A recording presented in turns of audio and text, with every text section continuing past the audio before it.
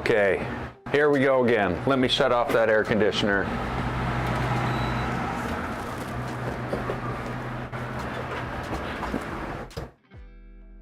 I forgot to shut off all the noise-making things. Okay, I hope everybody's ready for this, but we're gonna have a stream without any problems today. Everything I say I'm gonna do. So all I'm saying right now is we're gonna put the bed on. Today, the Trident. See, it's already gone wrong. Hey Zex, welcome to the stream. The Legacy's getting a bed. Fix the problem. Well, not the problem. I built this table thing. I posted pictures to the Discord on this little makeshift press that drill press that I put together. It turns out it did a pretty good job, I would say. But yeah, this is what we're dealing with. These holes were here.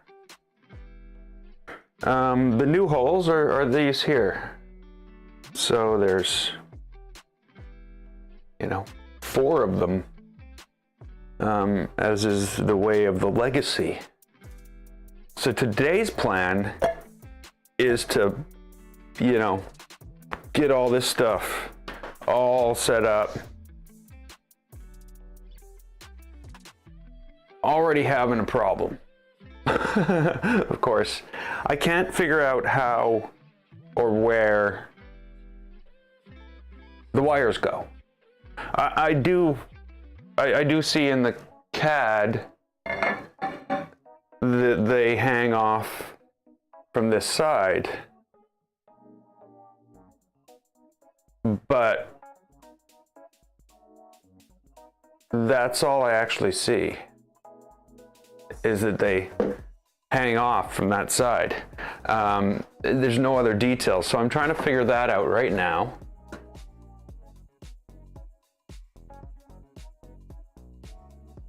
It does almost seem like there is no answer for that right now. I'm gonna say that, but that doesn't matter. We know which way the wires go. We know everything else about this.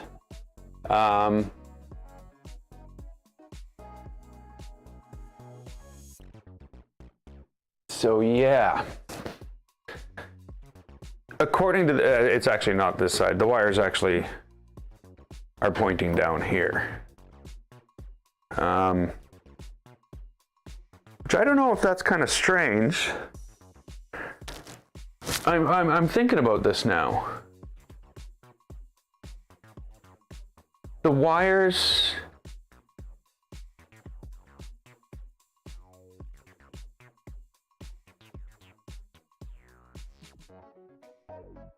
either way, it's either left or right. It's not to the back. And that fits well with what we're dealing with here. So the first thing I want to do is I want to clean this. Like, this has been handled, it's got grease on it, it's had all that crap on it. So what I have here is my H2O Plus, which is basically dish soap. Well, yeah, it has a couple of drops of dish soap in it. So it breaks up the grease, whereas the ISO will just like move grease around. It won't actually, it's not really a surfactant, so it's not really good for this. More importantly is this dirty side right here. Look at that. Actually, I don't know. Yeah, I'm just gonna spray it directly.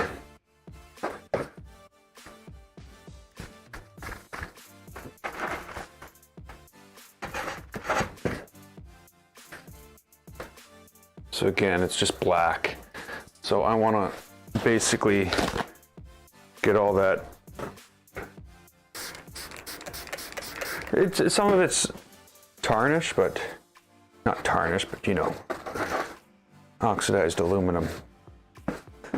Because aluminum does create its own protection. Because the outer surface actually oxidizes and stops anything deeper from oxidizing.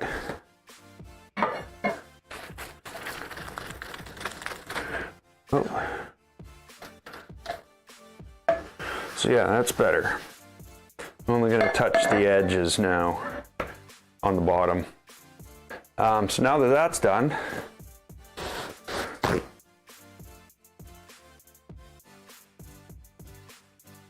ISO.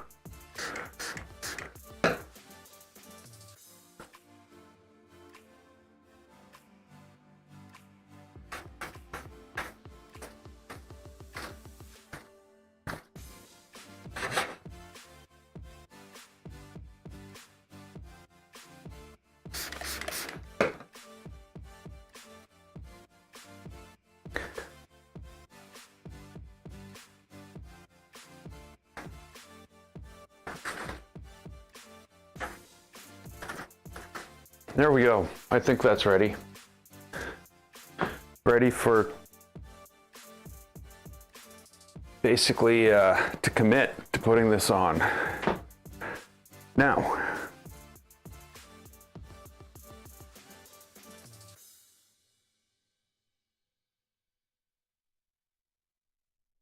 something like that.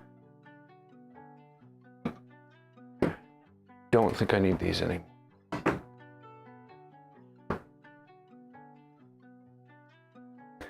So, something like that. So what I'm going to do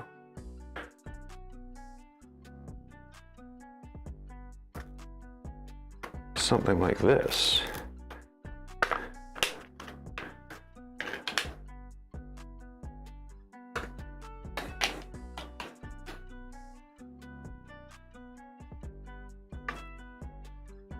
Just going to line it up to the middle of those screws there.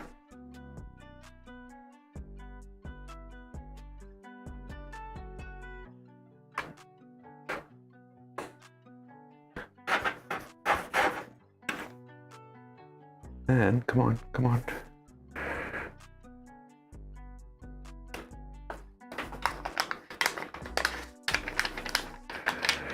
And then we're just gonna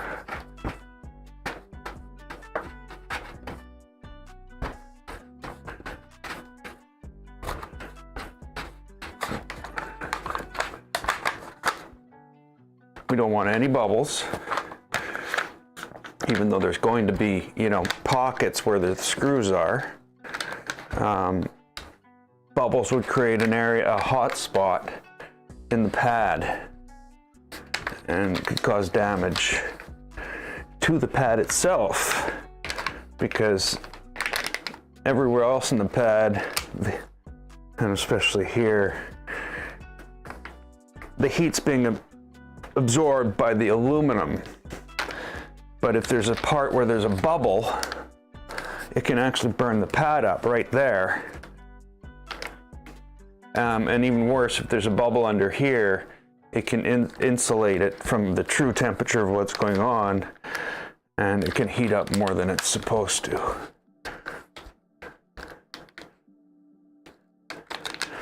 So you gotta be careful you don't get big bubbles in here.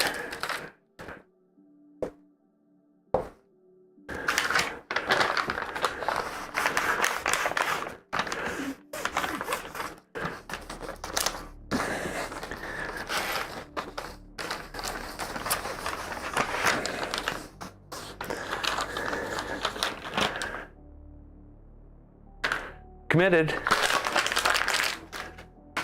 There's no going back from that.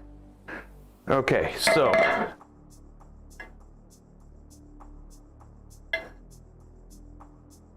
let's pretend what they told us in the CAD is right. And if it is,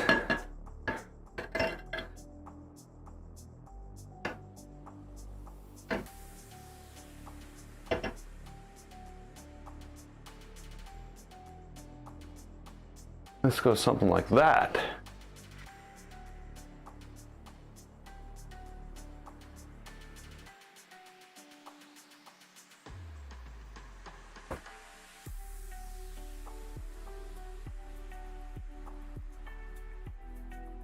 Now, I'm not sure if there's supposed to be a drag chain.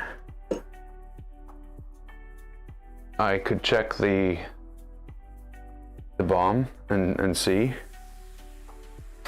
but I'm not going to worry about it right now. What I'm going to do is worry about these damn springs.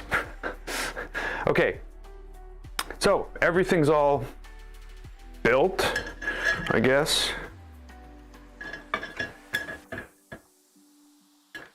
And now,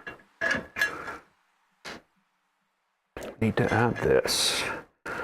Oh, I always hated this. That's why I like the switch wire. Both of my switch wires, there's no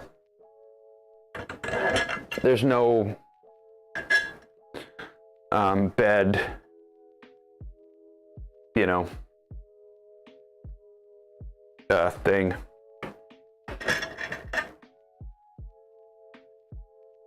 I just have them hard attached to the base, and I let leveling take care of the.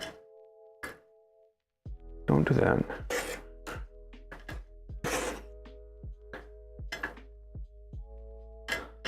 Leveling take care of the rest, which is what it's made to do. So yeah, there we go. Hey, swans. Hey, Bert. So, halfway in. This is what we got so far.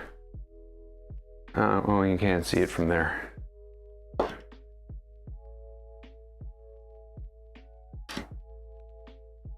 Oh well.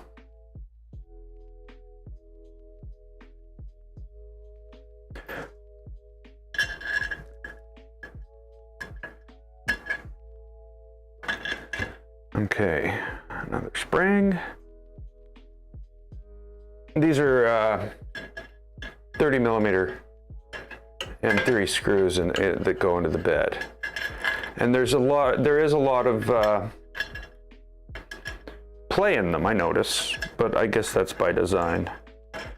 There's a lot of play in both here. Of course, with 4 and 6 millimeter holes, there would be. And there's a lot of play in where they attach to the, don't drop that. Oh good, it's magnetic.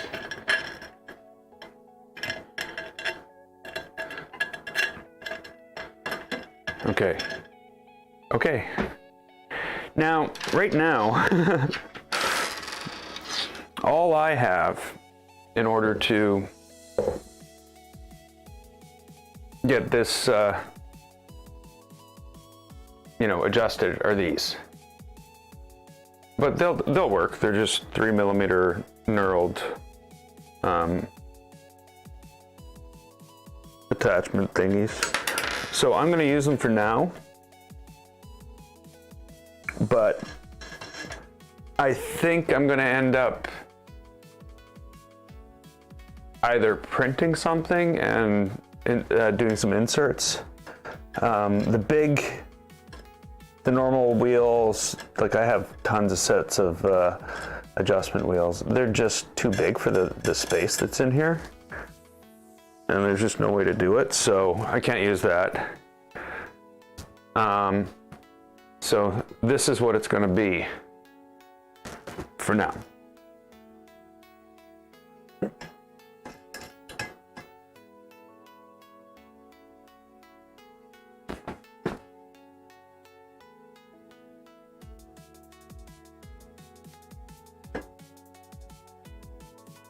And of course, this has a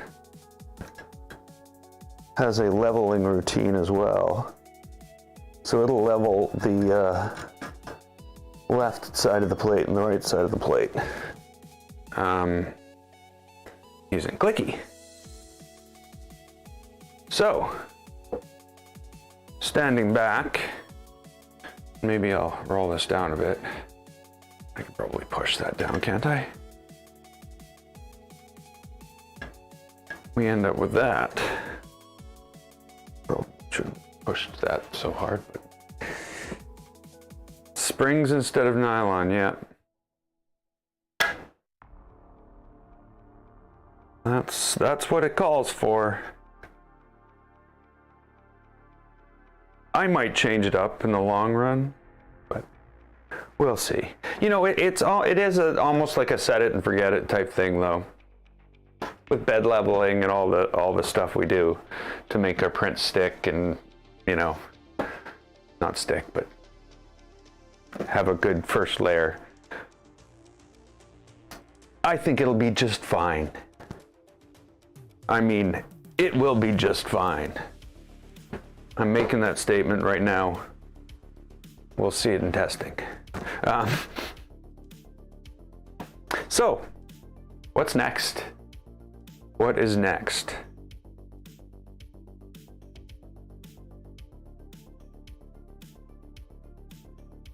I guess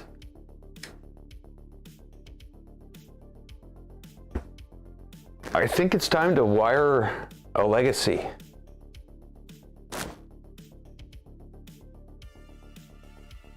So, what is that going to entail?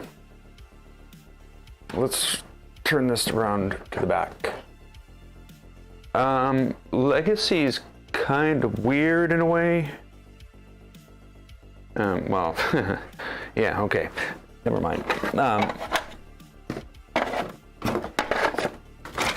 It's, that's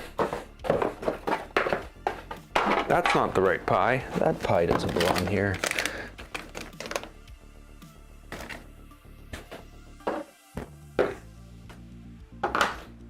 So, I got some stuff.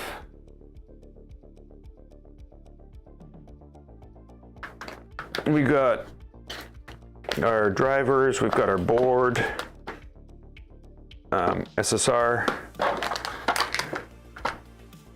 the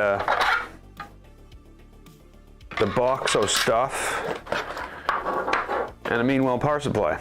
It's LRS 224. So we're all ready to basically do this part of it. I'm gonna do it the same way. Oh, I guess I need one more piece of plastic.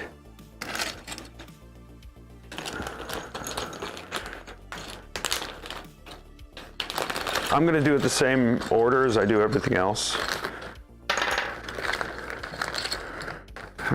What's this? This gotta be some type of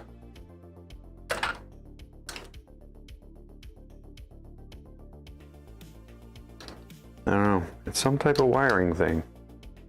I will have to look on the CAD.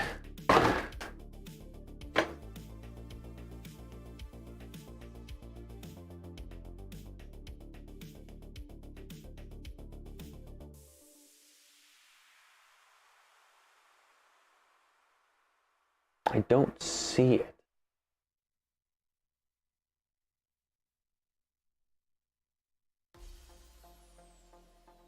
But we'll figure it out.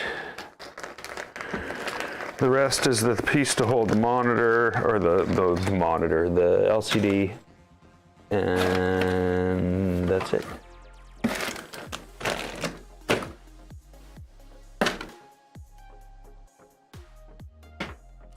So, what do?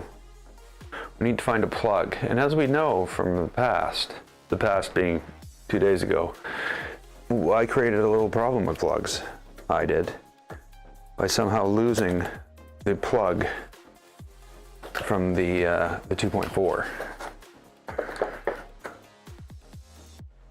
So now I'm left with one plug I can't use.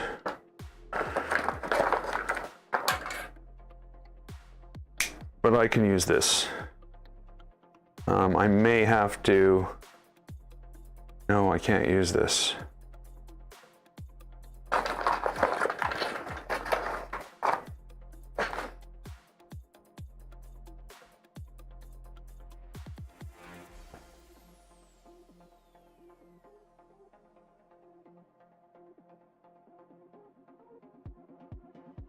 Okay, that's fine. That's fine. You know, we can't use that here. I can't use this one. Can I take the plug out of this one and put it in this one? If I could take this out, which is a single pole switch, and put this switch in here, I'd be good. Yay, we're doing plug surgery. Let's do plug surgery. Where's my... no, that's not what I need. This is what I need. We'll do this. We'll do this the subtle way, not with a hammer.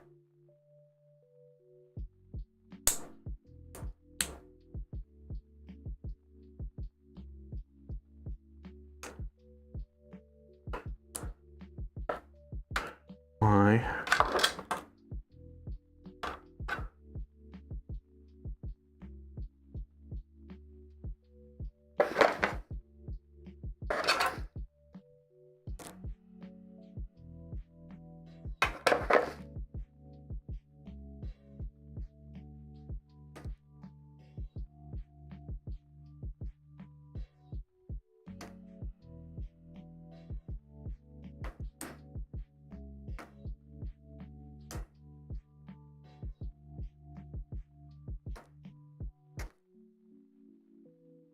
There's the bottom.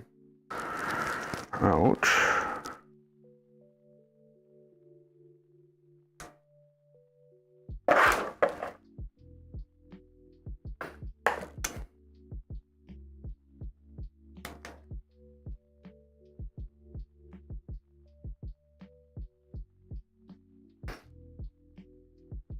Oh, you know, I really don't like the some of the connectors that are, you know, it's great that they don't come off easily, but it's terrible that they don't come off at all.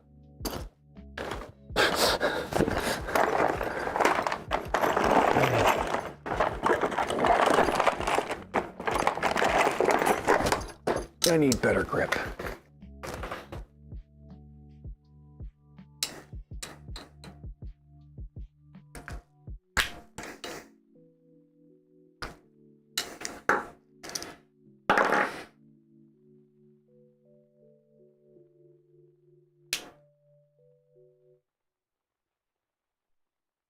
So there's that. I'm thinking I may as well just keep these on there. Now I need to get this one out. Ow, what was that? That was sharp metal. That's why it felt like that.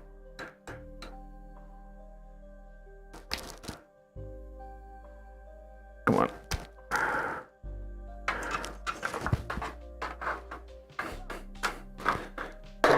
I'm really bad at this camera aiming thing. Let's move the camera over so we can see stuff. It's probably more fun for everyone. And this is the same idea, which means I think I want a better screwdriver. That might be the better screwdriver.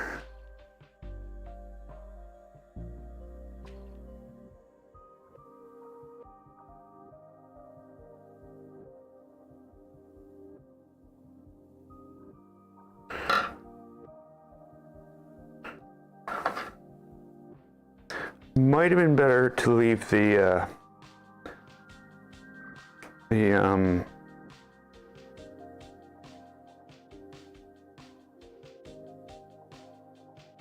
wires on it. It's much harder to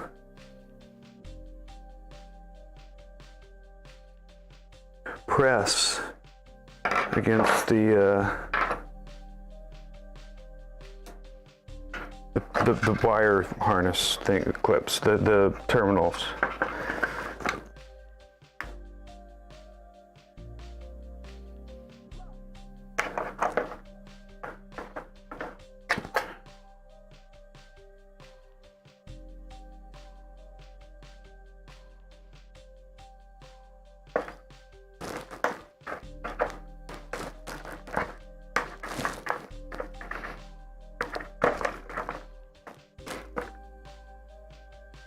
Come on.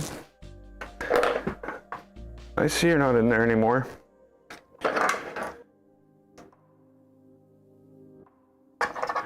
There we go. Okay, so which way is this going to go? You know what?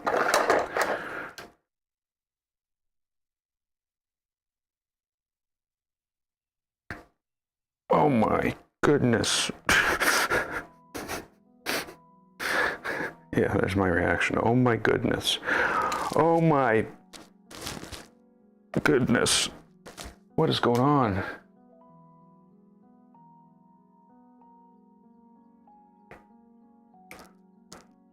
You know what? I can disassemble you from here.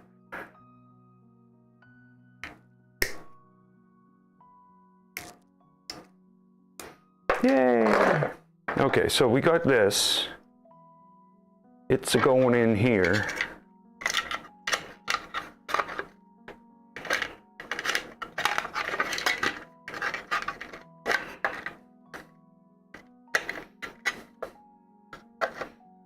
So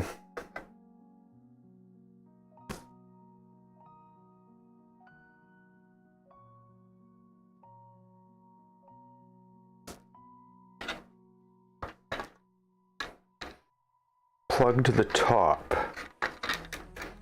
So it's going to go in like that.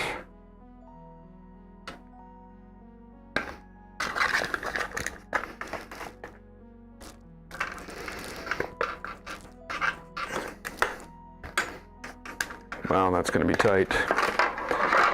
And what's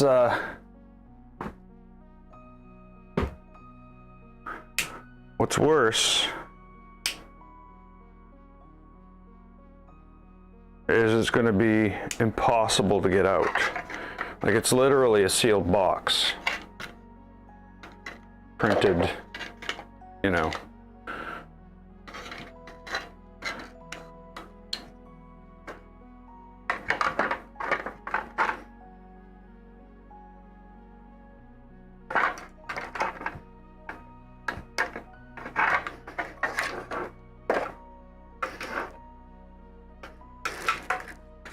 So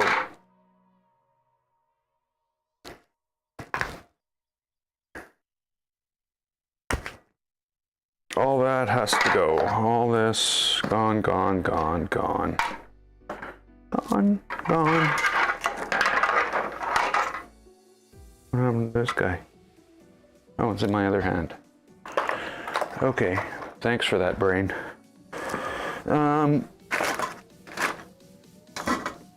Now we need some wires.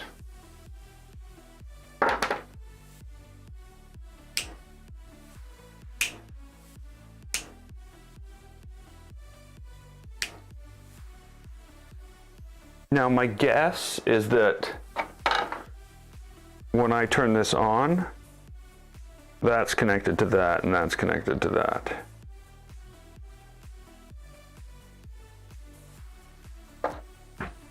That's the way it should be, right?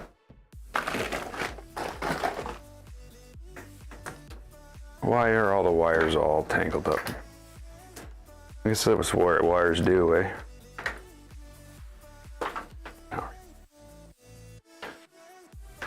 Okay, so let's just make sure that's the thing.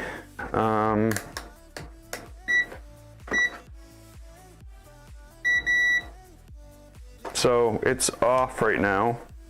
Nothing should be connected to anything.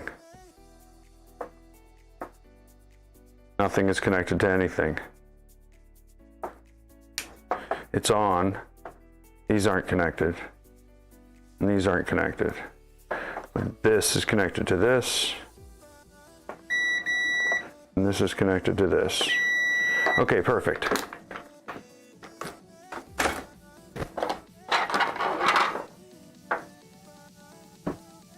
So I want to make these wires that do the jump from here and here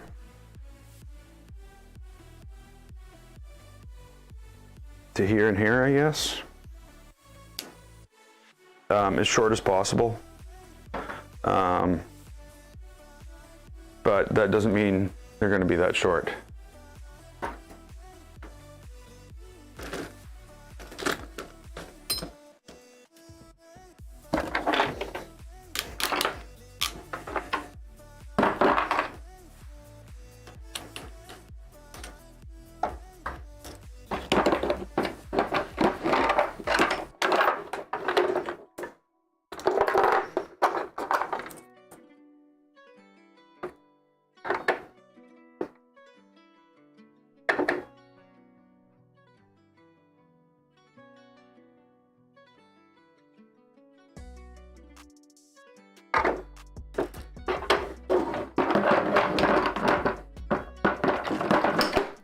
That's the one.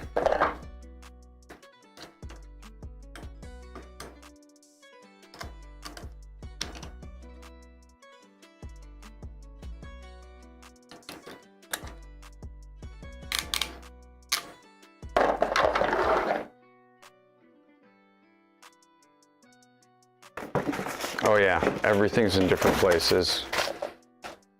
Almost everything in this room is packed up now, except for the stuff I need for streaming.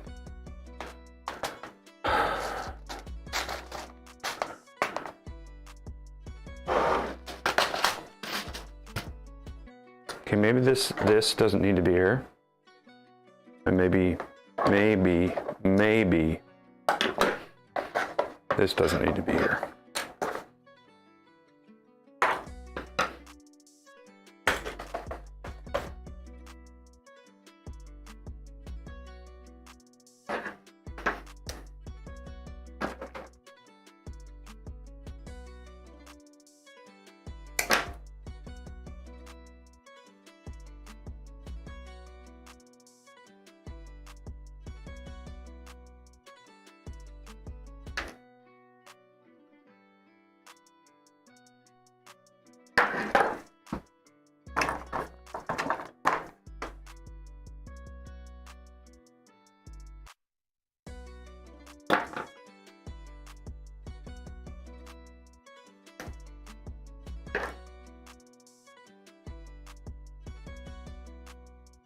There we go.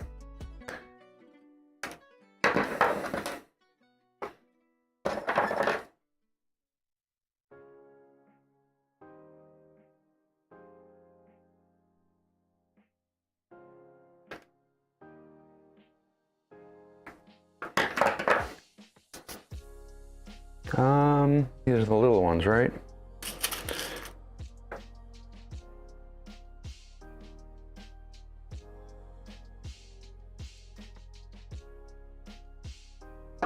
Yeah, they are.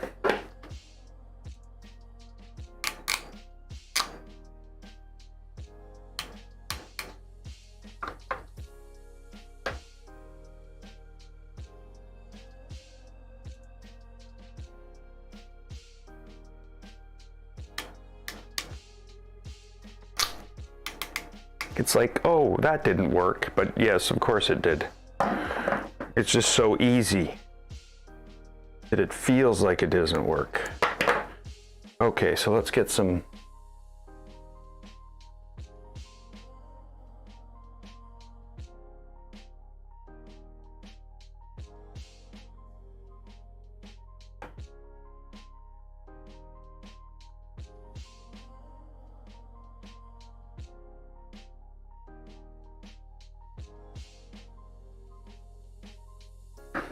Guess I might have wanted to load up one of these first. That's too small. Oh, I guess there's 3 sizes here.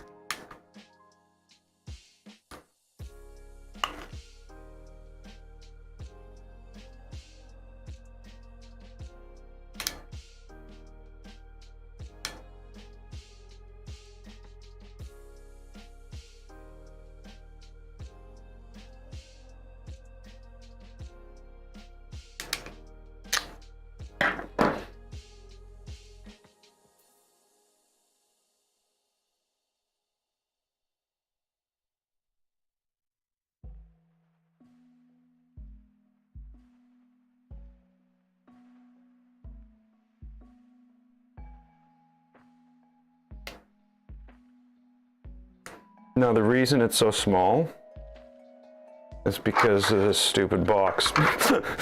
It's not a stupid box. It's just a box.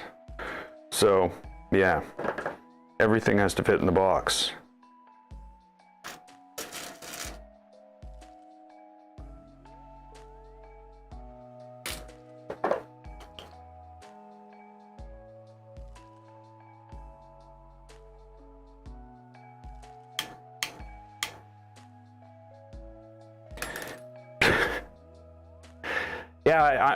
Yeah, Bert, this build actually has been a lot of fun in general, just because it's so different than than anything else in the Voron line. It's you know, I was looking forward to it to begin with, but I thought, you know how the things are when you look forward to them. That can ruin it. But no, this is going well.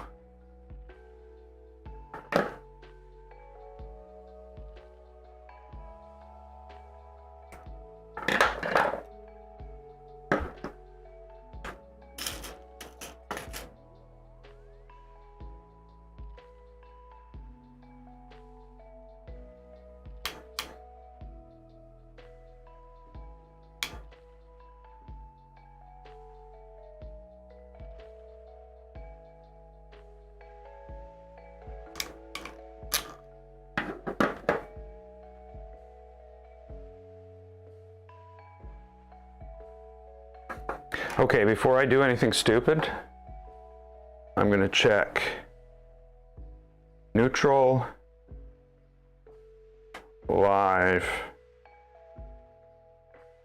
obviously ground. Okay, so we're good. I think white is live, black's neutral.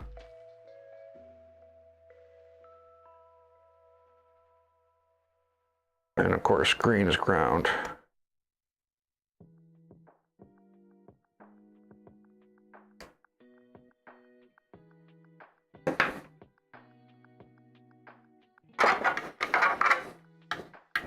So I need to get a sense of how this fits together, because I believe the power supply is attached here right now, like on I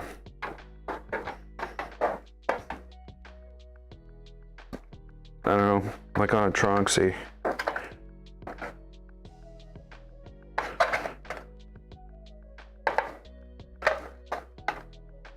So yeah, I think we need 4mm bolts, screws for the power supply. And that goes there, but before I do that, the crazy thing has to happen. I'm like, damn, the wiring's gonna be so tight in this. How is that gonna work? You know, this is attached separately, but the wires that come out of here have to attach to here, which is right in front of it.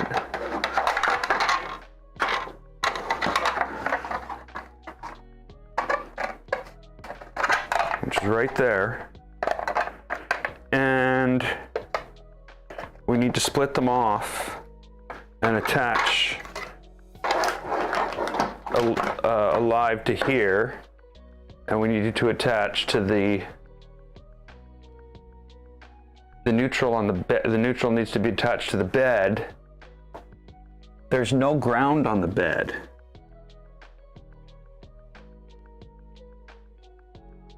There's no ground on the bed. So I'm gonna have to run my own ground. Now I feel kind of dumb because I had a whole drill press thing set up. It would have been a perfect time to drill a hole and tap it to put in a ground connection, because that's got to be grounded.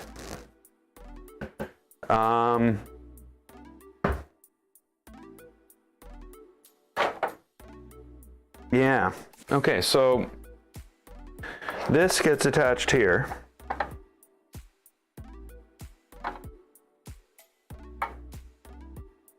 So we have one connection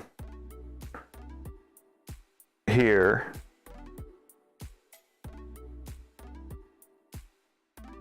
and one connection, the ground, everything else going to here, and that goes in like that. Everything coming out from the bed. Wow, this is a planning nightmare.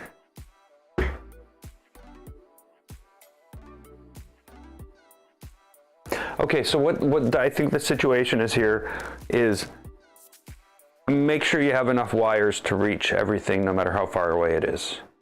Because you're gonna have to have more wire. Yeah, I'm gonna have to have a lot of wire to reach things that I wouldn't normally need. So I should probably just strip this whole thing off, pull the wires out, and not run it as a whole unit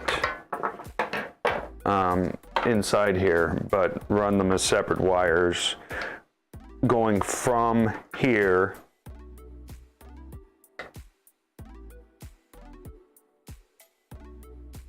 I could basically,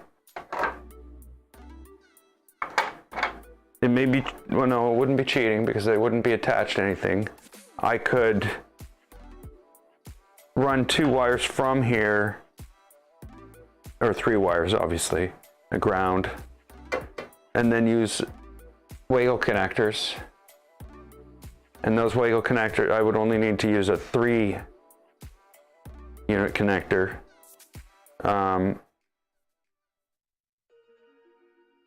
Because we got the bed and this to power, that's it. There's no 5-volt power supply, so we don't need 4. Why do I need 5 connectors and everything else?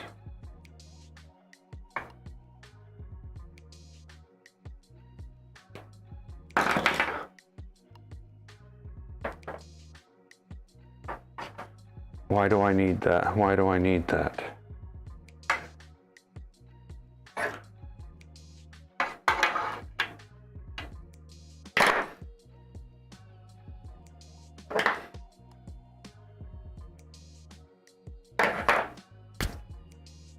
Okay, now, let me see here. Can I pull these out?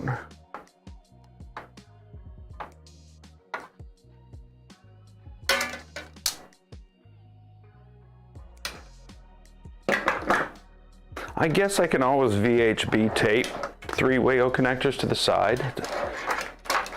Okay, let's see what we got for screws to attach all this stuff. Oh, it's all gone.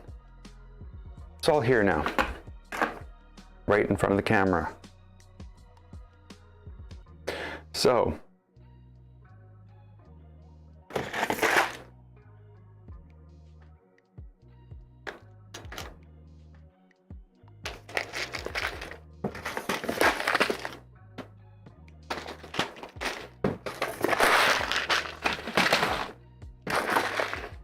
there's Wagos.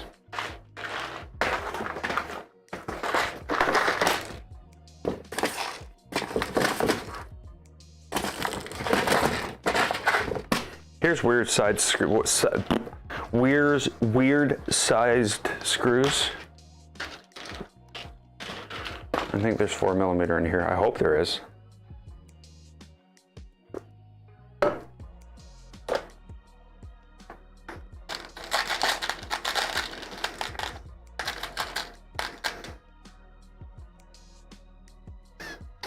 Okay, let's see what we got here. So the first thing I want to do is just attach the SSR to the back of here. Now the SSR, this connects here, so we might as well have the AC side on the same side, so that the wires are just like close together.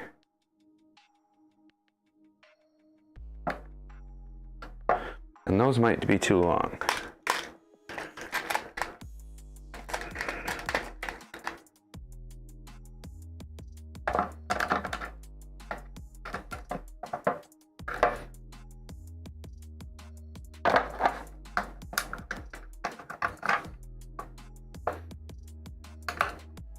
So there we go. This is all grounded. It's all good.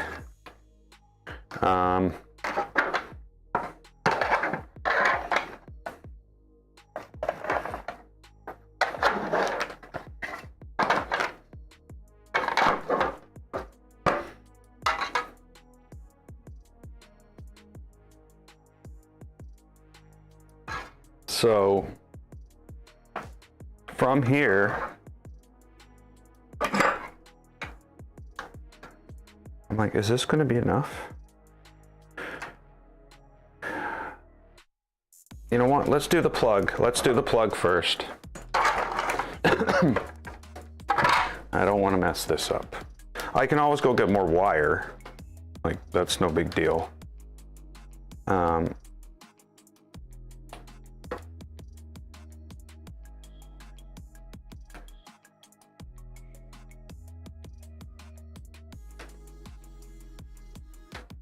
Be a tiny bit more.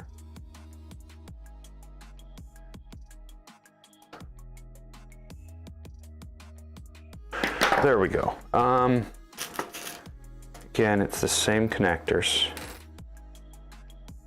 This time though, instead of sliding the wire thing down the whole wire, I'm just gonna slide these on now.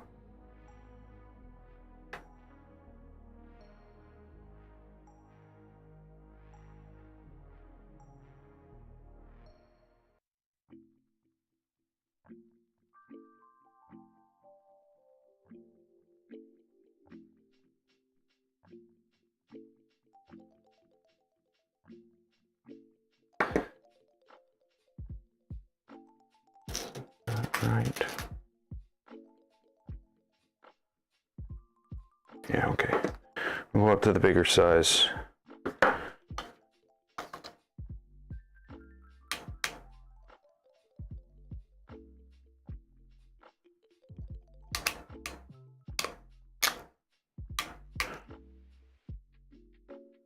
Oh, yeah, okay. Well, you're going up to the bigger size, you're gonna need the bigger size thing, you know.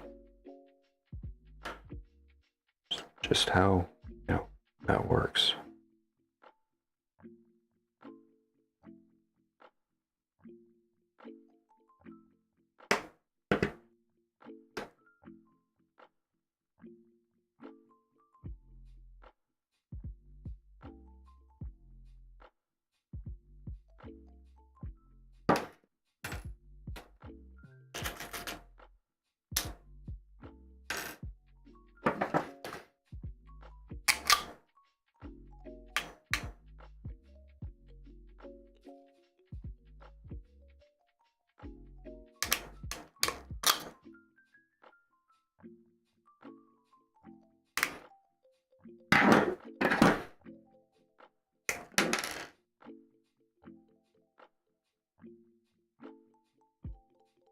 Very easy to screw that up. I looked and I thought I saw what I wanted to see, and then I did it and it was not what I wanted to see. That one's fine.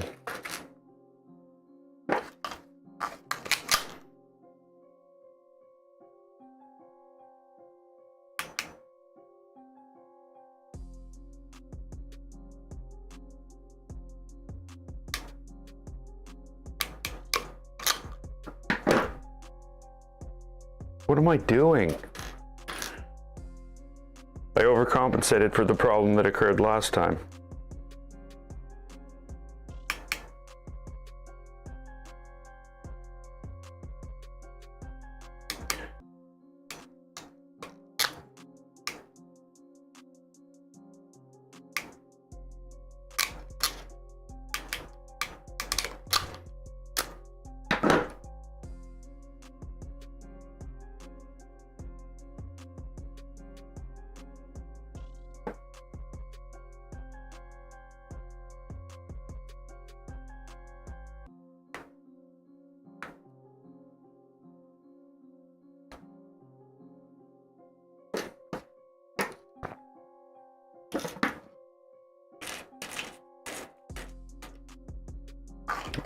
It's almost like these are would be more suited for solid wires. Shouldn't do that.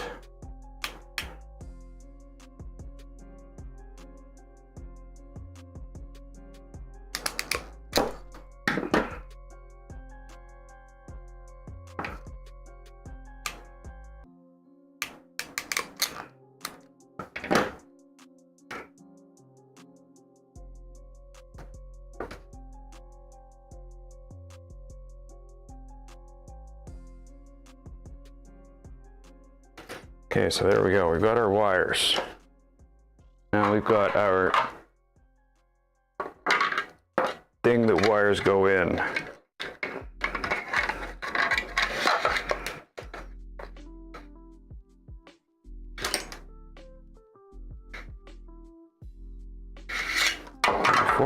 Before I do anything, it's going to seem silly, but I want to plug this in. No, that's not good. There we go. I want to plug this in because if I have this around the wrong way, which I very well might, that light's going to go on.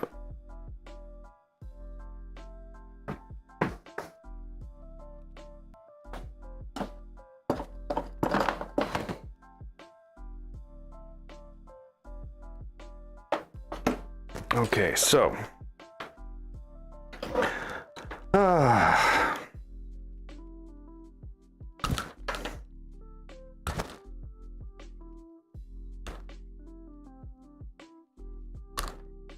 nice. Nice. That's just awesome. Okay, we're back to where we started. I jinxed it. Shouldn't have said nothing would go wrong. I should have said everything would go wrong.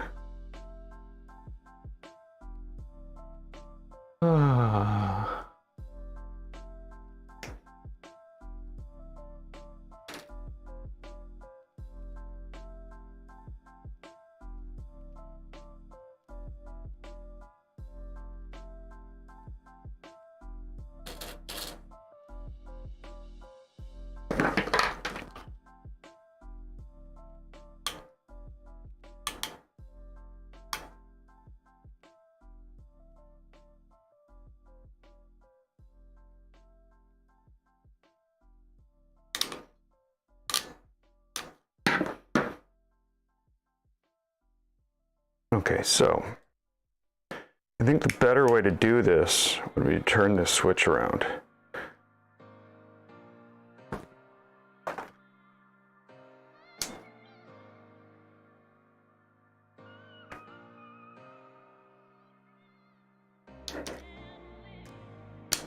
And now the wires are much closer together.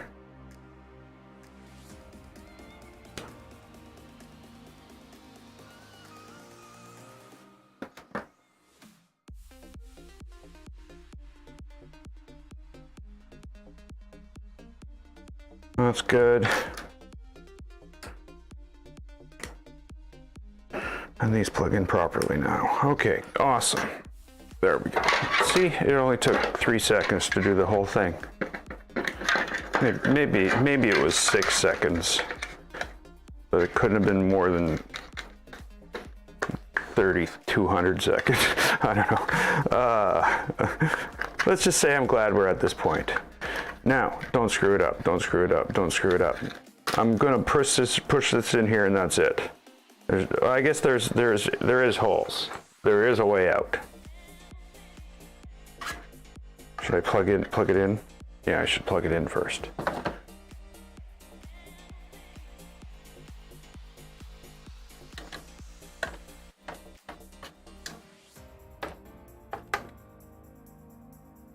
Why does it not want to go in the, why plug, oh, okay, never mind. We're not going to plug it in first. There it is.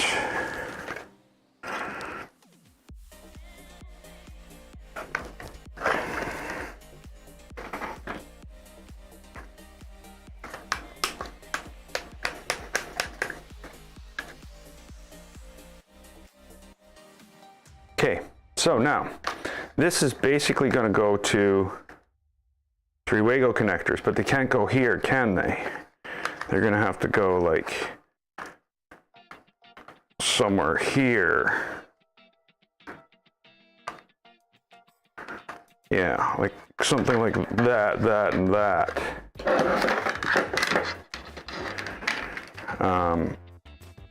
And then from there, we're going to go to the power supplies. And one of them up to the other side of the bed. There's a couple of things that I just don't have, and I wish I did, and I'm going to continue to look for them.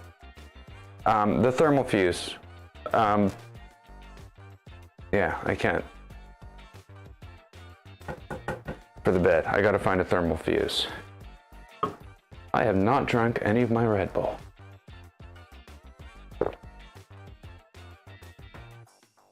So now, it is warm Red Bull.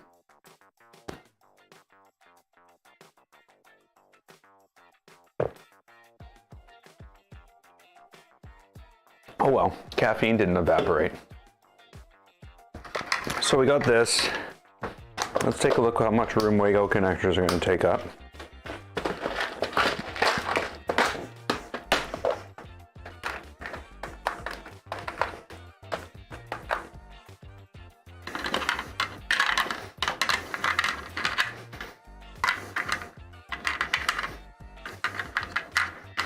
Yeah, see, they're bigger.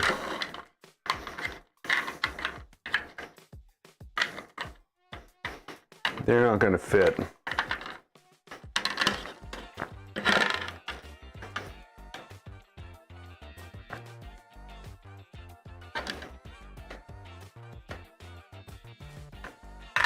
Okay, so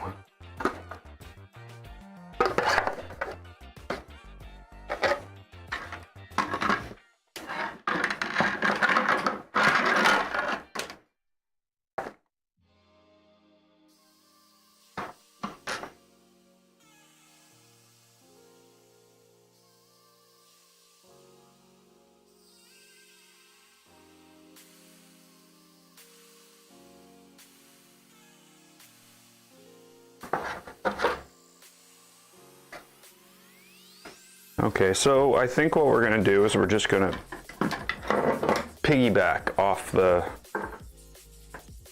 connectors here then instead.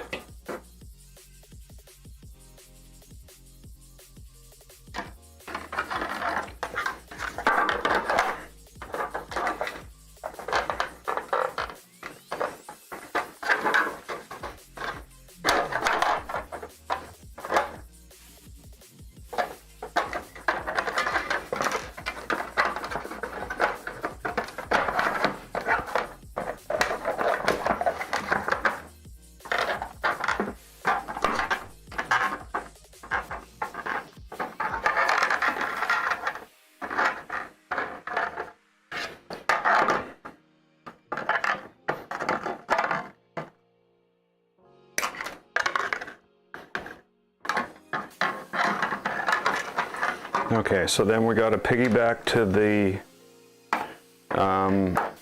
SSR in the back. I need to run wires off that SSR to the bed heater, plug on the motherboard. Let's get that ready too.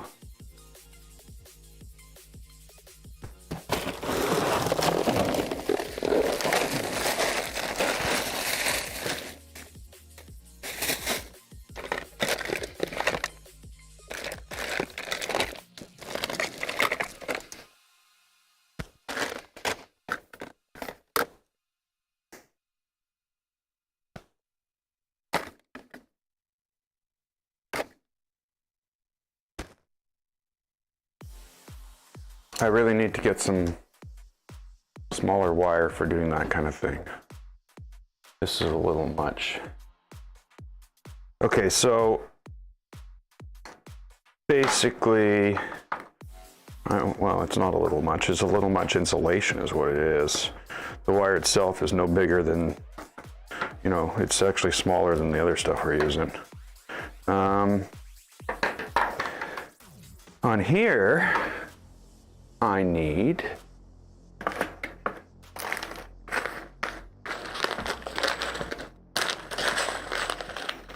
some of these.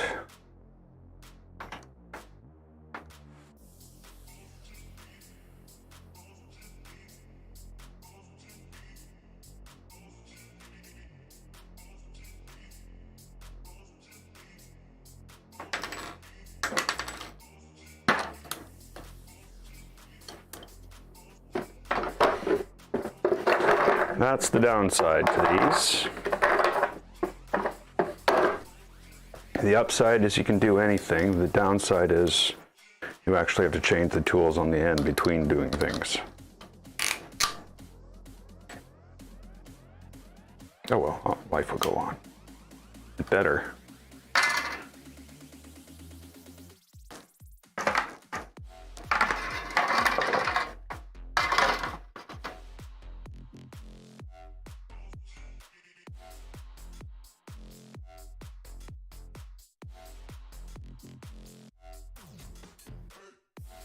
I'm confused.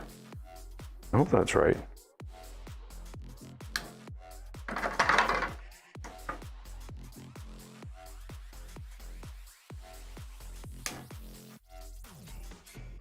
It's not.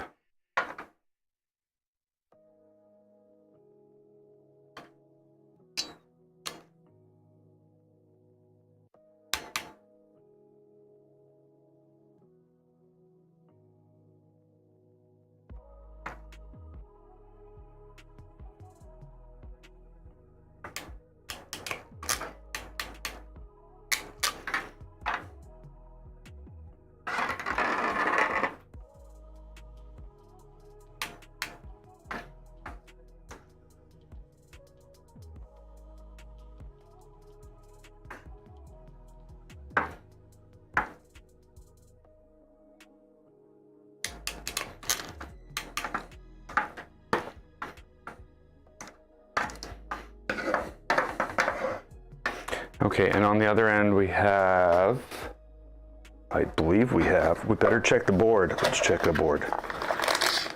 Checking the board.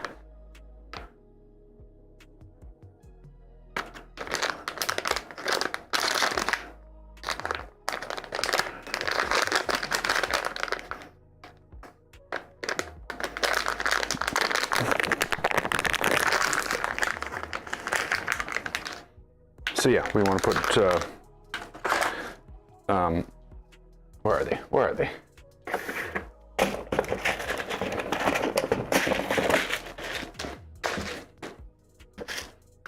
We need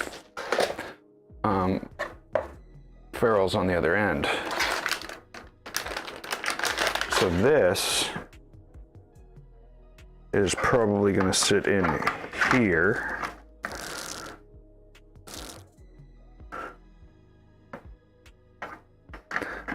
Like that, probably. This is going to sit in here like that.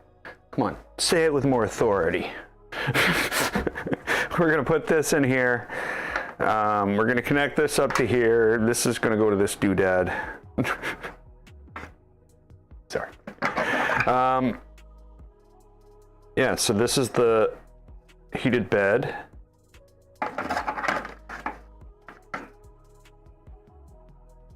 So we need wires from there to go to there. So I'm not going to make them like super short, but I'm going to be sure to make them not too long either. Of course, the other wires we need is going to be power from here to here, and then this is for the hot end, and this is for the other hot end. There's only one hot end.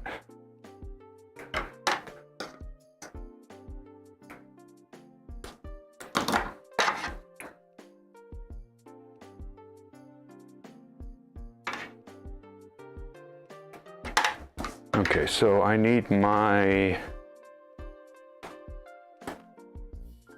ferrule tool. And what do we want here?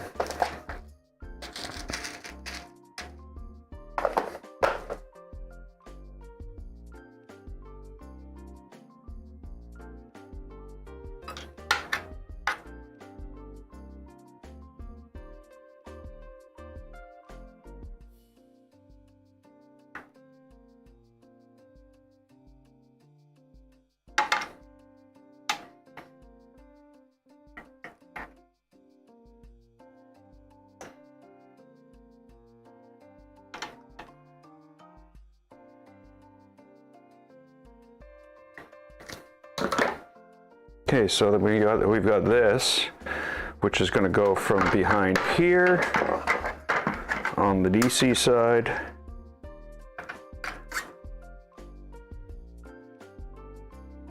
DC? Where's screwdriver? Where's screwdriver? Hello. No screwdriver? No screwdriver? Screwdriver.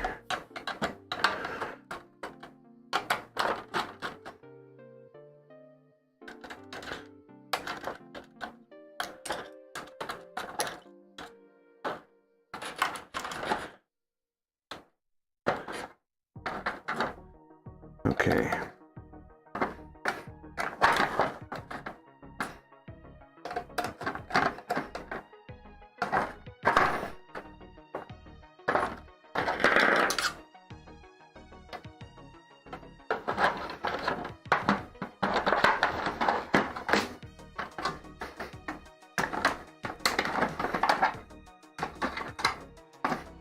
And that should easily connect up to there and there. Now I'm not going to connect it up, but I'm going to pretend it would connect up. Okay, so now do it again.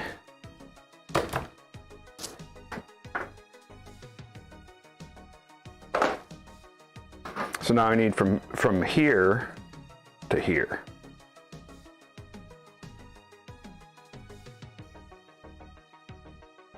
Oh, it's right here.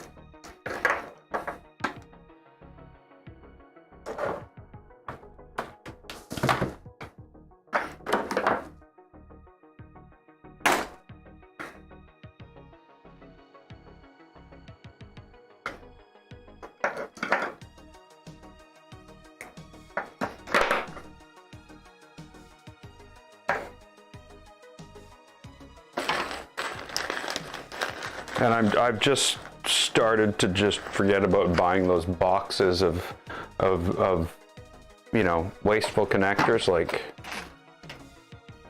this. I've got to stop. I need to just buy the connector sizes I need to do what I need to do.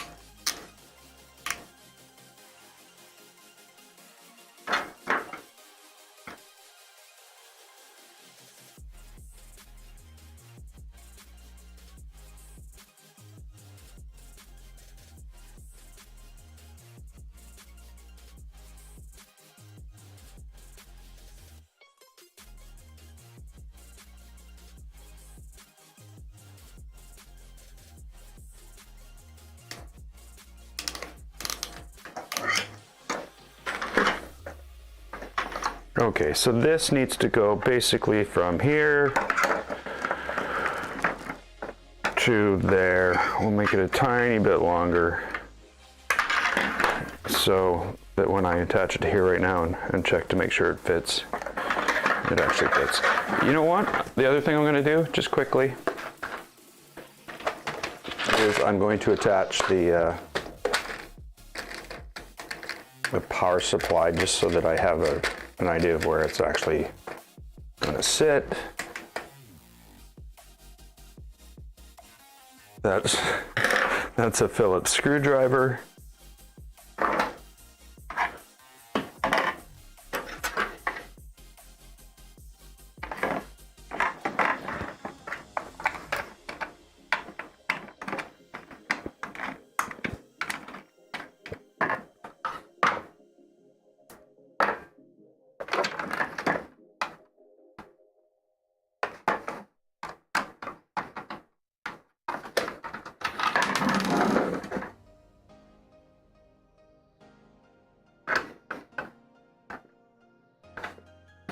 Okay, so that's basically how that's going to sit.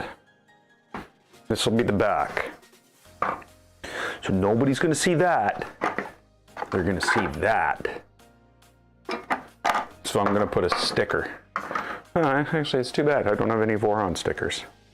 That would have been a cool sticker to put there. I'm not gonna put a sticker though.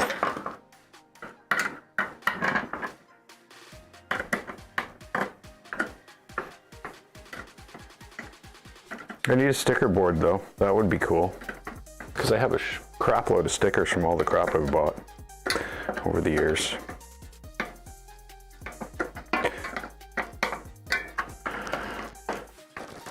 Okay, that's just about perfect. Let's just strip a little bit off these.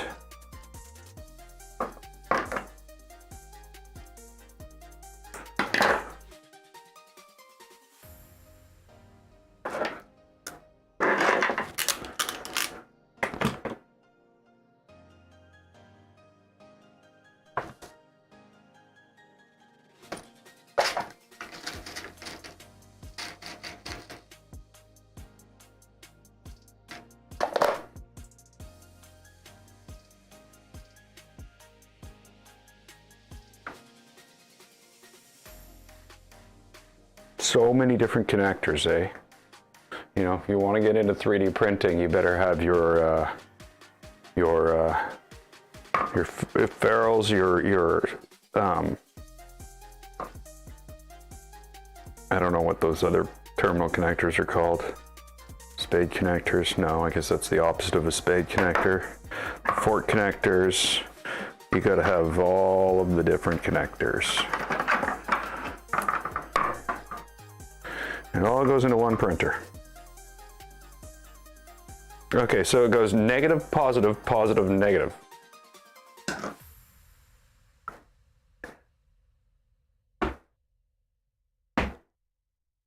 That's smart.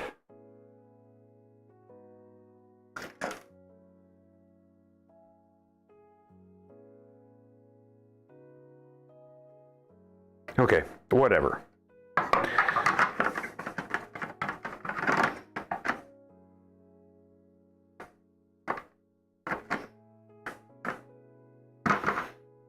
Mains again. So this is going to go to here. Then we're going to hop one of them under there and back out. Then I'm going to put, where am I going to put? I'm going to put a Wago connector to hook up the bed, maybe.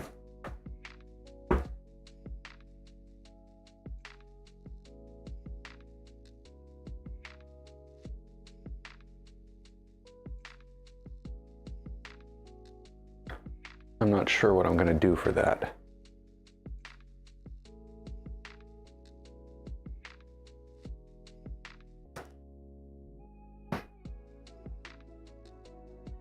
Way too many complications with this little thing.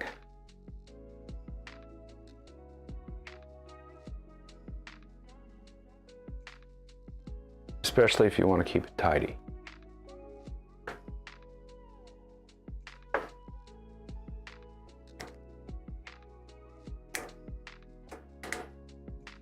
Okay, so now we've got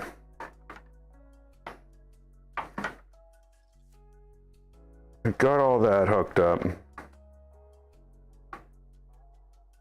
I'm gonna have to steal my 5 volt for the Pi off the board.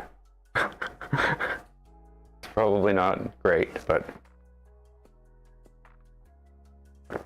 there's a way to do it, so I'm not gonna worry that much. And there's 2 external connectors, so I don't have to worry about creating some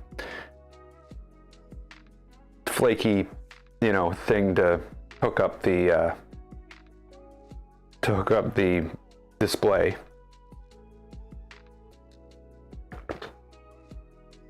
Though I'm going to say the display is going to be delayed because I don't think the wires are long enough.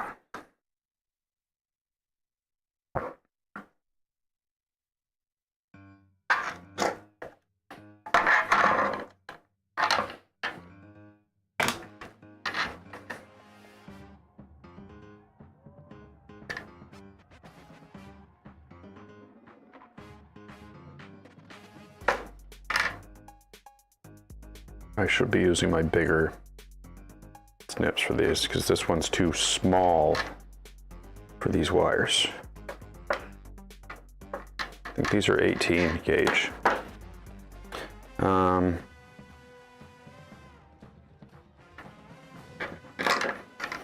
So in there we need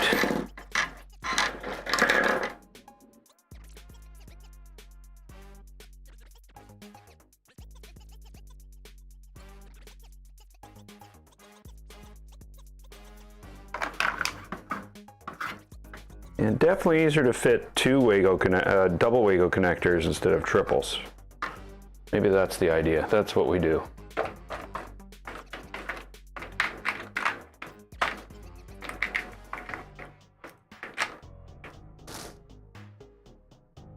So I end up coming off here and going to Wago connectors for the ground for the bed, coming off from the SSR for the bed, and the live or the neutral for the bed. So I need basically a set of wires coming off here.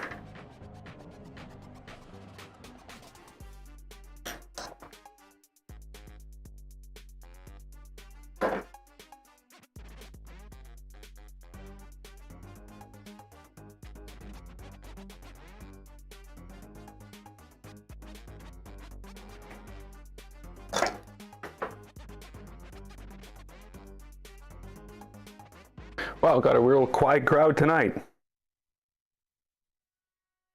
Hey, everybody.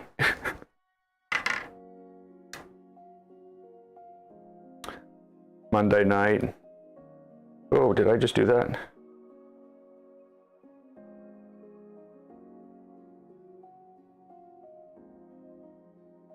Hey, Ray. Welcome to the stream.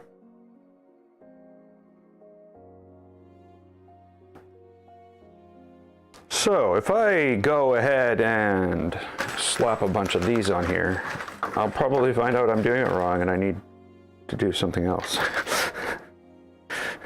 Confidence. Okay, I'm confident I'm doing something wrong. Hey, Collie. Welcome.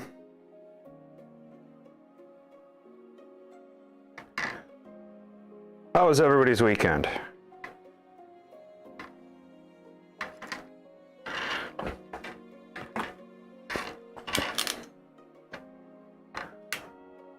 I went and picked apples.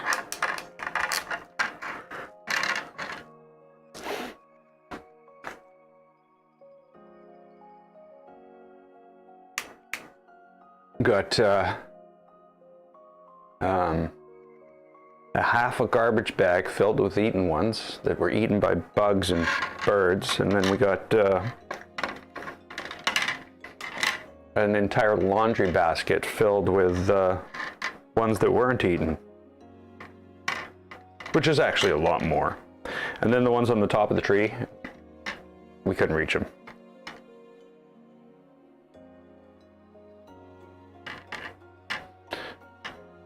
Me, I'm a software dev.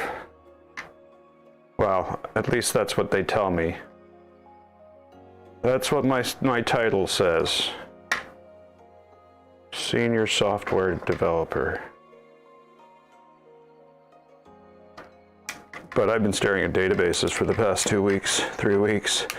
I haven't written a line of code in the longest time. It's actually, it's getting to me.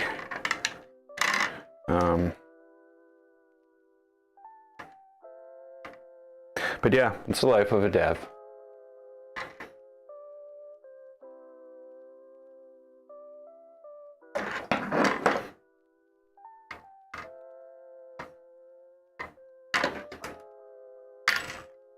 Oh, that's good. Let's try this again.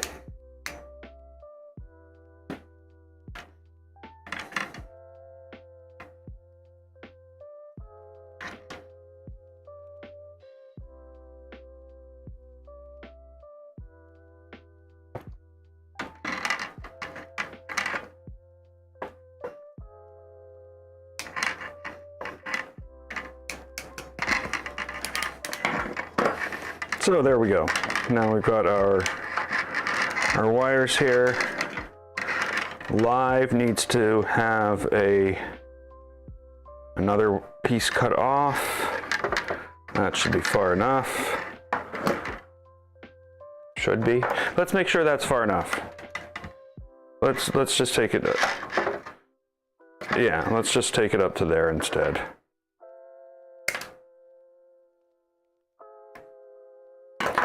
And this will go on here.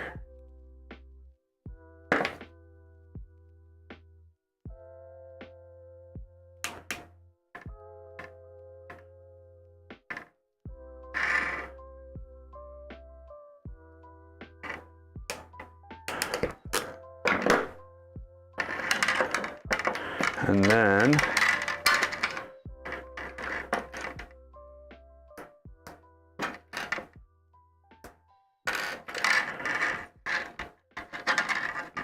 you know what? I'll make them all the same length.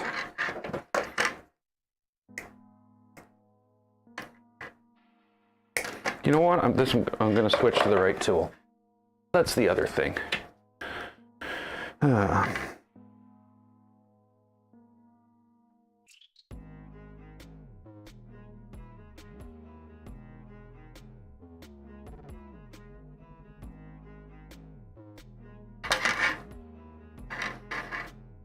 That's probably not enough.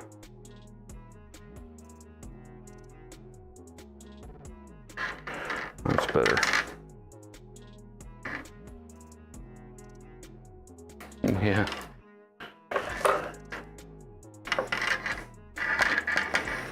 Okay, so we've got our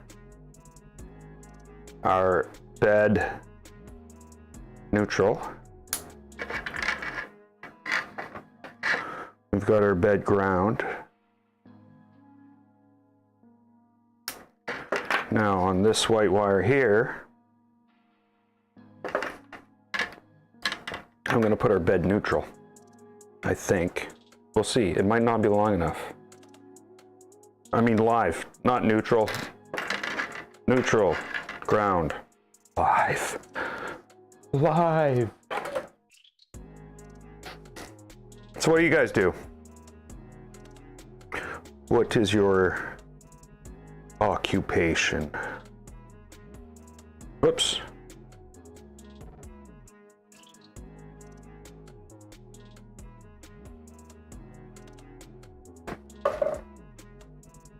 How's the packing going? Oh, sorry, I didn't even see that. Sorry.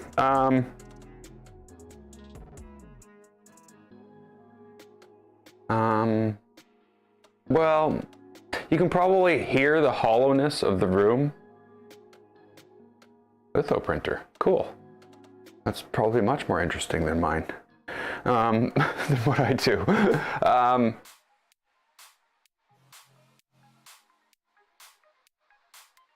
So there's a lot of stuff. So there's basically, I'm keeping this corner, this little area here, together, so that I can continue to do this until not moving day, until like a week before. We're gonna have another gap. I hate to say it. It really kills the momentum of the channel, but oh, what can I do? So things like the guitars and the lighting racks and big things, I'm leaving till the last minute. I've got empty shelving units now building up. I got everything on one. And even that, I'm looking at the bottom of it now and thinking that can all get packed up. But yeah, it's moving fast. But you know, just like any packing, it's like, it's a nightmare. It really is.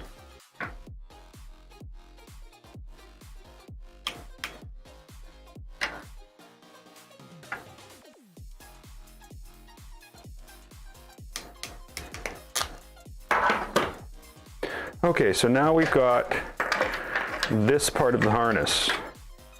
So I guess the first thing we can do is attach our ground.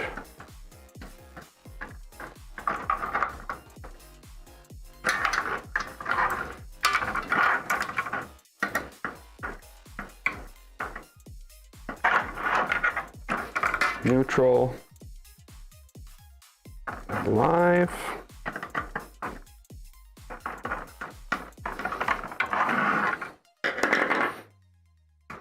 Then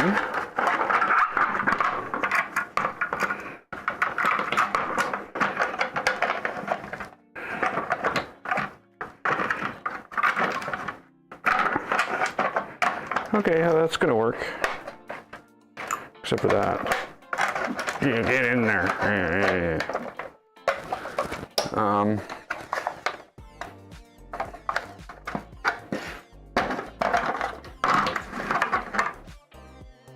So let's pull the power supply off.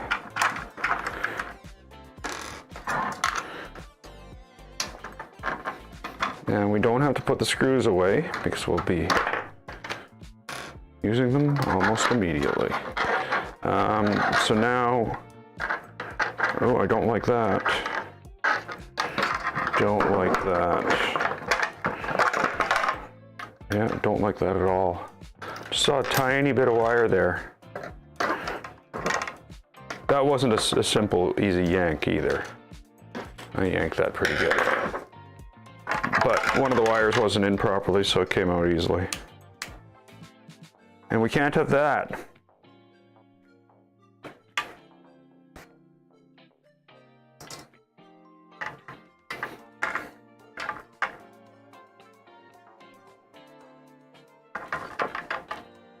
Hey, Squirrel Brain.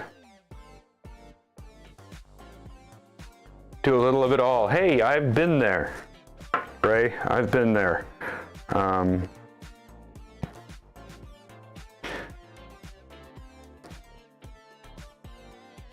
I got to where I am in a weird way.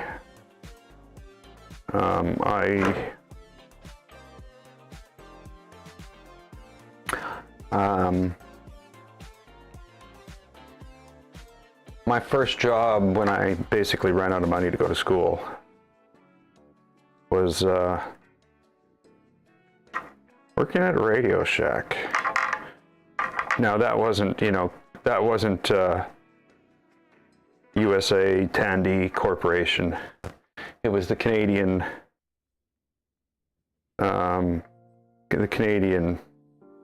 which was company called Intertan, something like that.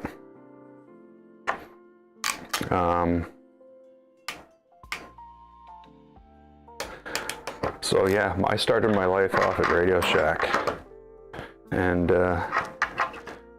in a weird, strange way, I worked myself into retail software, and now at this point in my life, I developed software in C, C#. If I'm forced to, I'll do Java. But yeah, it's just weird, over the years, got from that one place to another. I will admit, though, I was going to college or university at first for computer engineering. So I did have a goal to get there, but then I ended up working in a camping store. That's where it all ended up after Radio Shack.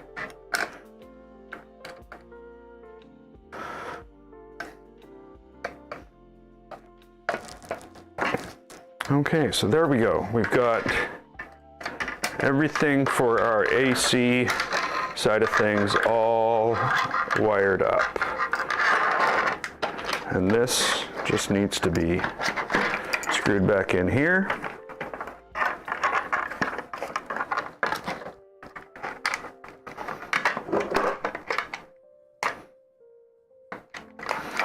Did I do that right? 1, 2. It doesn't care.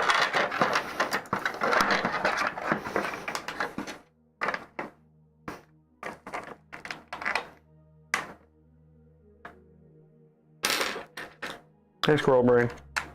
I might have already said that. So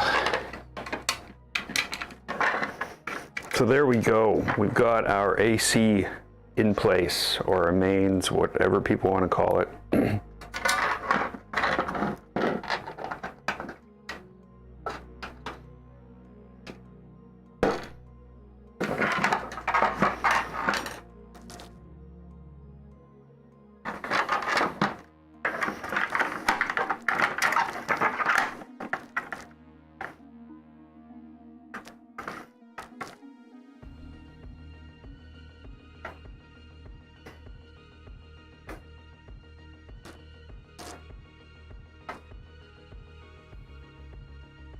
I'm trying to figure out how this thing is going to actually attach to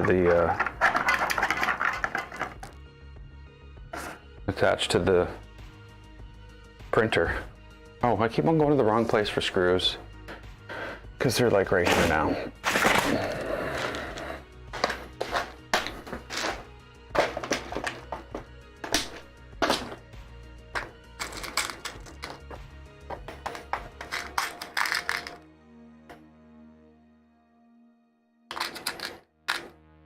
So here we go, we got some 3mm screws,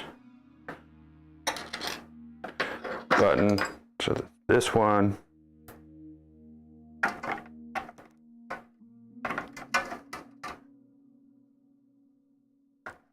yeah, that's gonna work.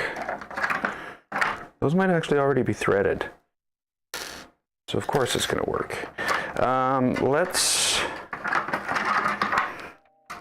first, yeah, I can attach and detach that quite easily. Let's first attach this stuff. So we got negative, positive, positive, negative, because that makes sense. You wouldn't want those negatives, or those negatives and those positives sitting next to each other. Oh, wait a minute. I guess they kind of are anyway.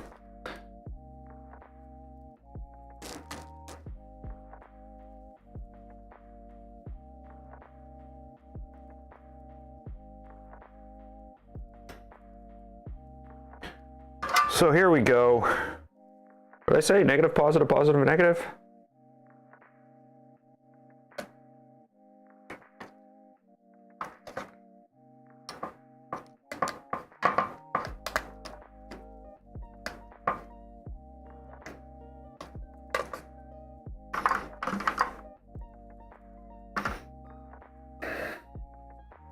Sorry, my hand's all cramping up.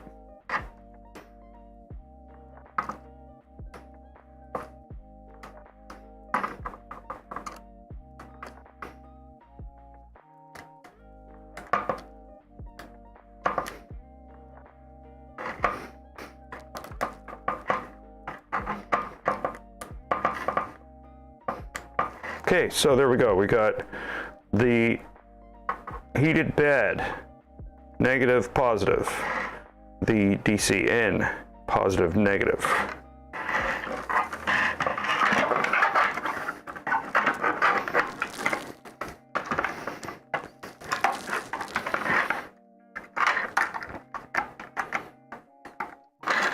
And now let's try to actually physically attach this board and see how many times we have to take it out before we're done.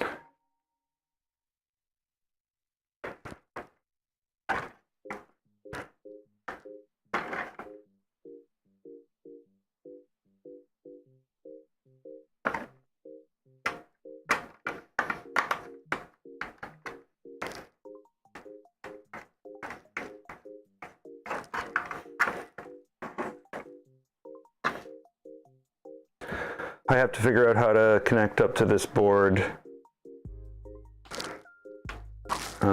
do a UART connection for the Pi. I've never done that. Lots of fun stuff today, eh? Yeah, I think so. A couple streams left to complete this. I think I'm getting this in today. We got the bed done. The bed is attached. I won't, well, we'll get this attached. We'll see where we are. And, you know, take it from there.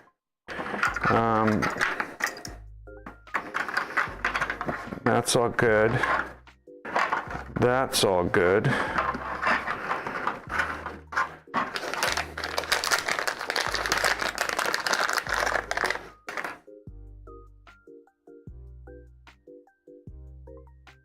I don't think I need the USB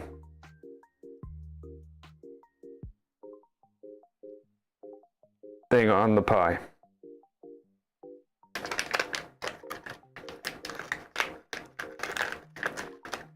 Oh, that's not what I need to do. Those are posts.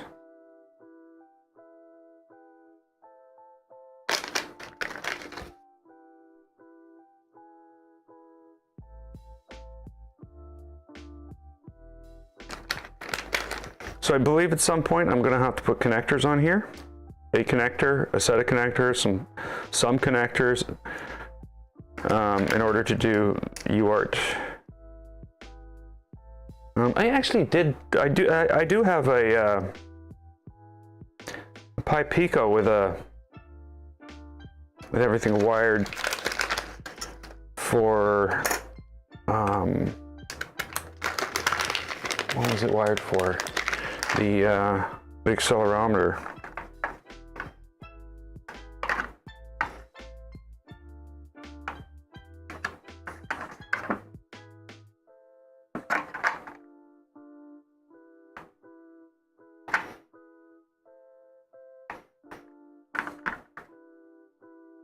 So what do you think? 3mm screws? I would say not. I'm going to guess 2mm self-tapping.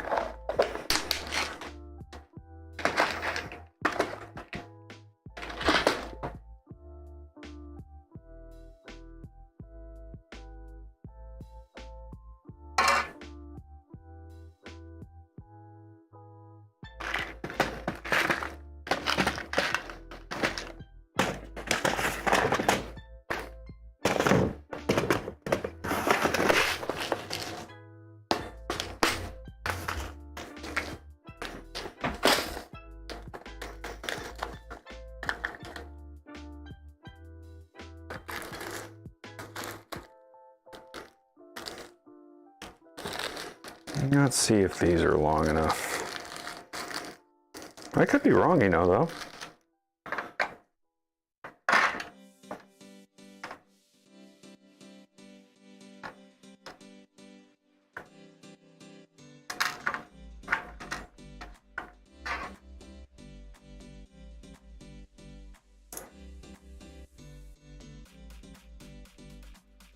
No, I don't think I am. Sorry.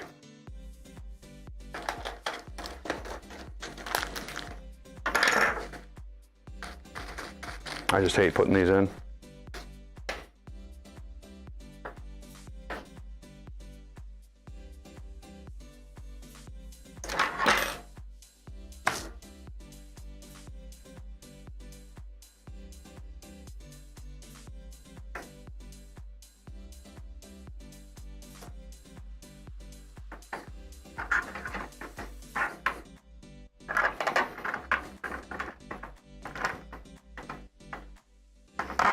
Ow.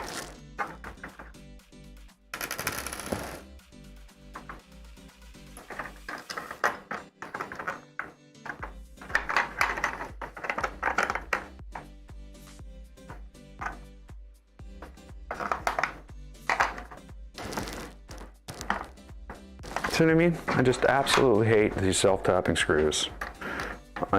You know, they don't self-tap. They're way too long, just way too long. And the short ones are too short. So of course I can't get this in here. So I'm gonna try to use the short ones, but they're like really short.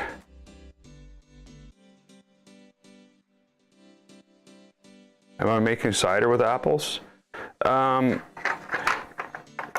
No, this is out of my mom's place, so I think she's probably going to just try to get as many people to take as many apples away from her as she can possibly give away. Is going to be the goal. There's just way too many apples. And I'm not, you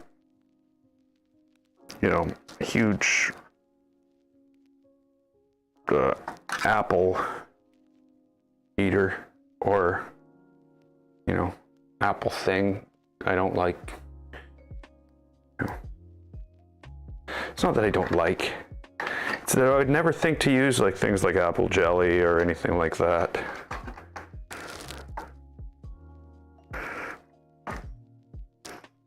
I'm a very simple man. I put ketchup on my pork chop. I'm just kidding. I don't put ketchup on my pork chops.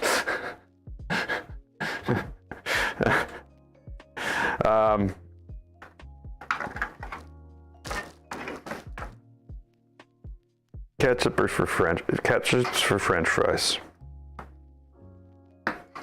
That's basically it. Though I do drown them.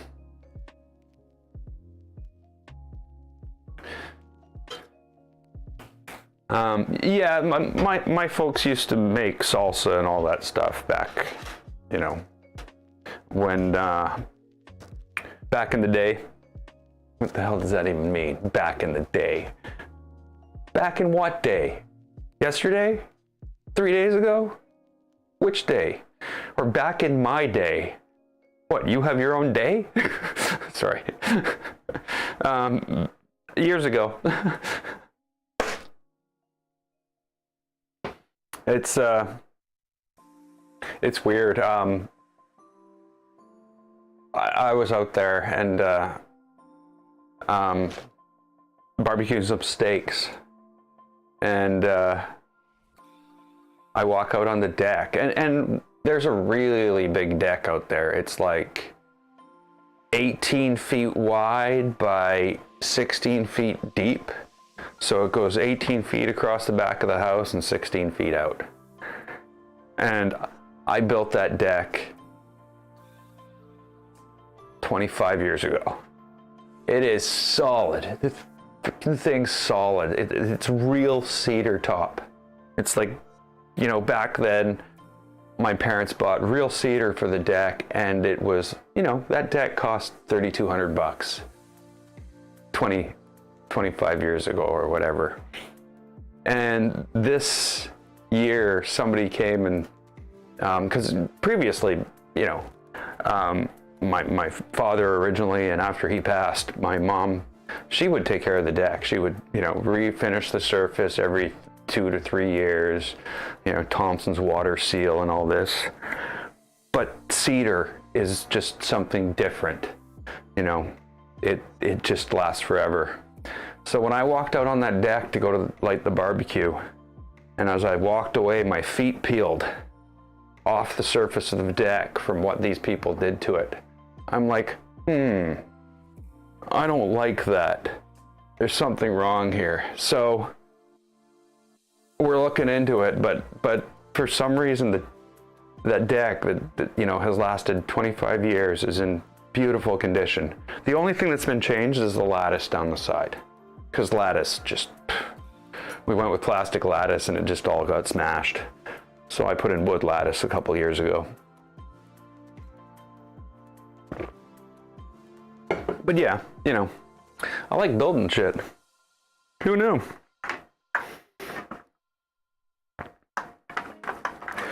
Okay, I do. Screw hole. And then my guess is that. Let's find out. Let's go hit that 4mm bolt thing and see if that's what we're dealing with here.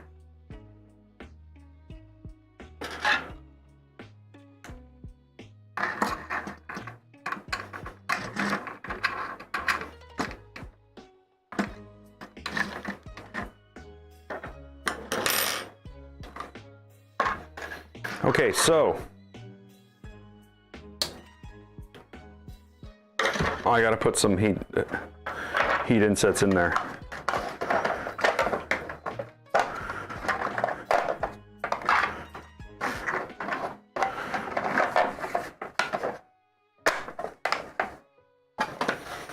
So I think this, oops, sorry for the lack of camera while I was doing that. Now that bed's in the way, right? So this, once fully together,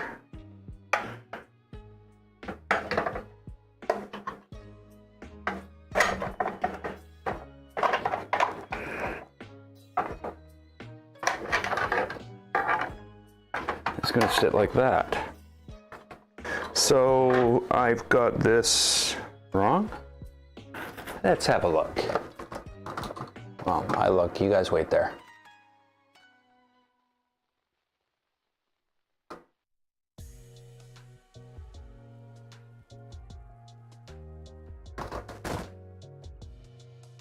Yes, yes, I do.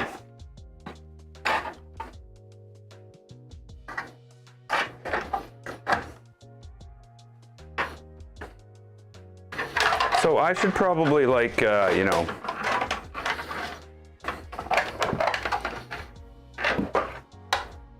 move that out.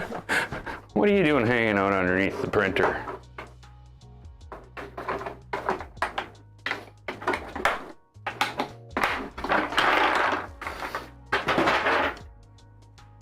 I still haven't done this.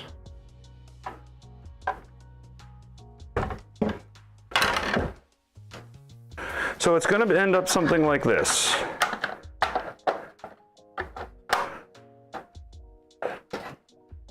Well, it's going to end up like this, not something like this. This is it. This is the way it ends up. The fan is on the outside, surprisingly. I don't know if I like that. Is there enough room? Can I put the fan on the inside? We will find out next time. Oh, no. We're going to find out right away. There is no next time. There's only now. Okay, so the fan can go anywhere I want the fan to go. There's room on the inside for the fan. Oh, the fan's blowing. Oh, the fan's blowing out. It's blowing out and sucking air in the side here across the drivers. So the fan blows.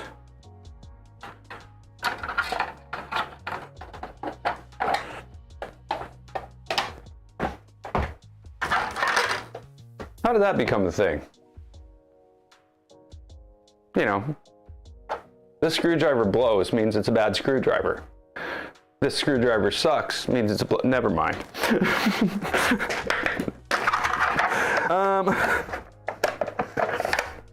Okay, so we're gonna put some heat set inserts in there, and then we're going to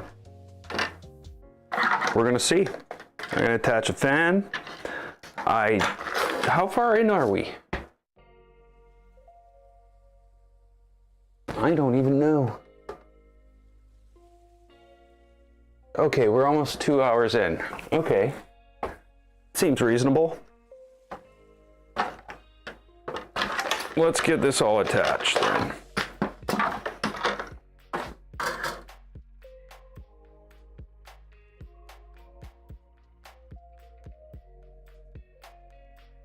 Is there a way to see what colors look for a Voron 2.4?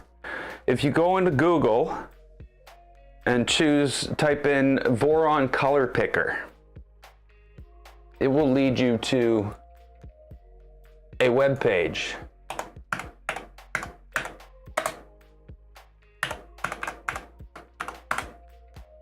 That web page is on MakerCube.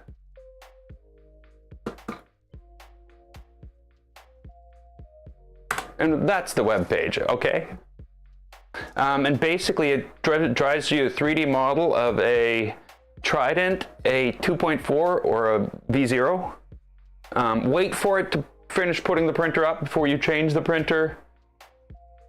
Otherwise, you're just queuing up more commands to put things up, and it doesn't clear. Just wait. And basically, you can go in and choose your plastic frame and accent colors. Your background, your frame, your solid panels, your clear panel colors, your base color, your accent color, your fastener color, and your linear rail colors.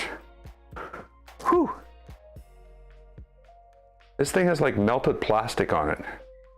How did that get there? Should I be worried? I'm breathing it in. I'm not really. I'm avoiding it actually.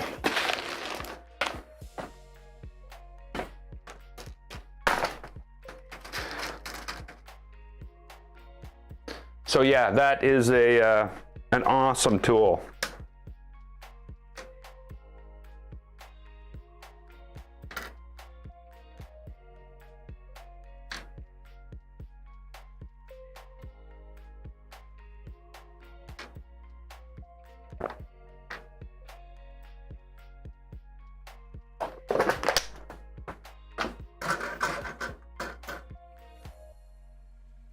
I wish I had it when I built my first 2.4.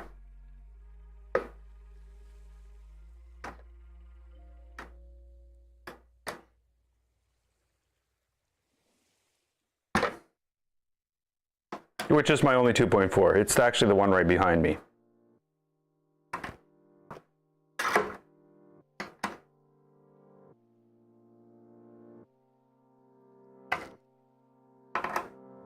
Okay, there we go. Now I've got that done.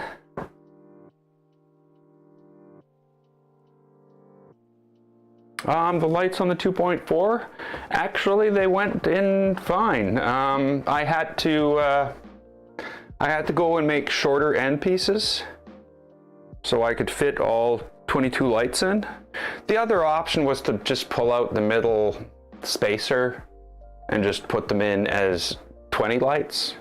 But I like that glowing spacer. When you want a subtle light in your printer, like, come on, printers, cooperate. I think I'll show you on the Trident. Okay, so we don't need any more of these, but we do need is rolling T-nuts.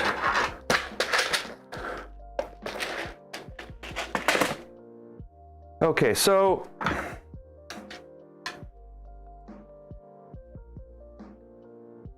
you want this blowing out, right?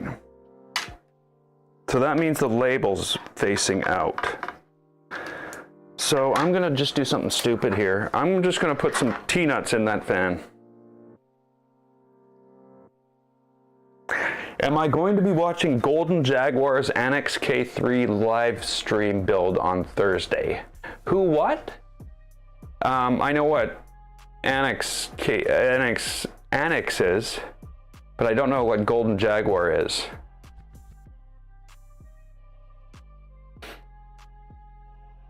If it's not,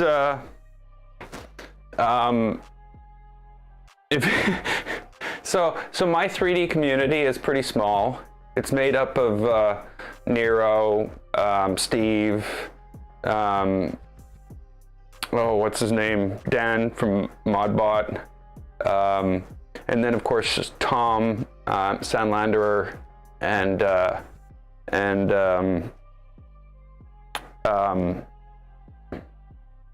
Stefan from CNC Kitchen. I used to watch Maker's Muse, but you know, he's more along the lines of things that you make with 3D printers, not the 3D printers themselves. And who else? Practical printing. So that's sort of my circle of who I keep up with. So I don't get a lot of 3D printed content, which is kind of too bad.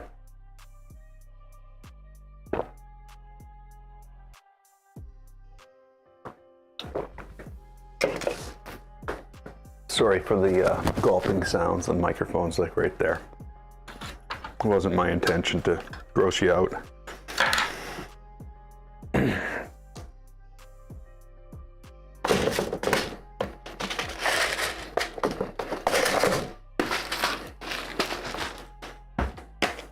I'll have to check it out though. My plan is 2.4 wiring on Wednesday.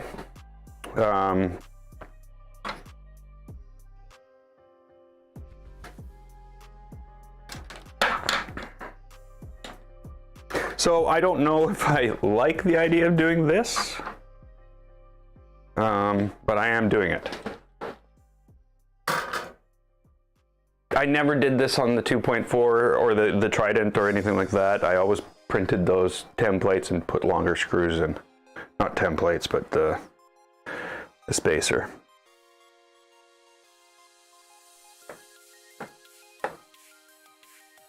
Wow. That doesn't melt the same as printed plastic.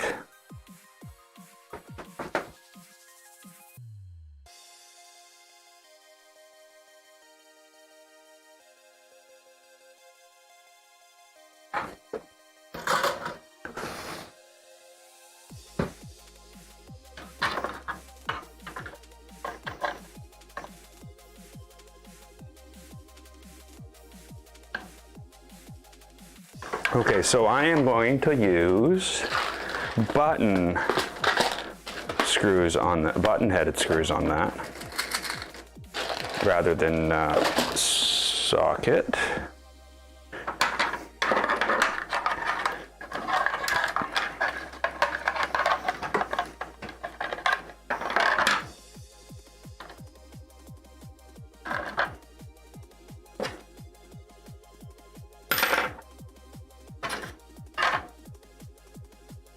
I should get this out of my face, eh? All of us have been looking at this damn container the whole stream. And what did it ever do to us? I mean, for us. I guess it contained things.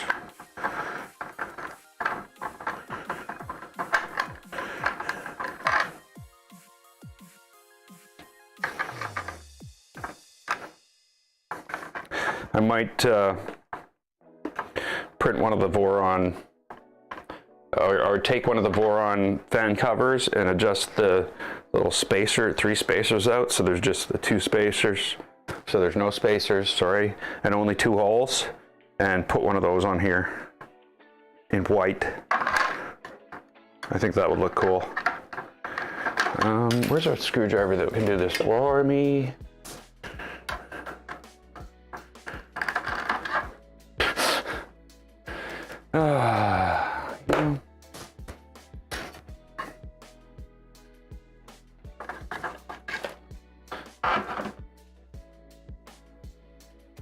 Hey, Joseph.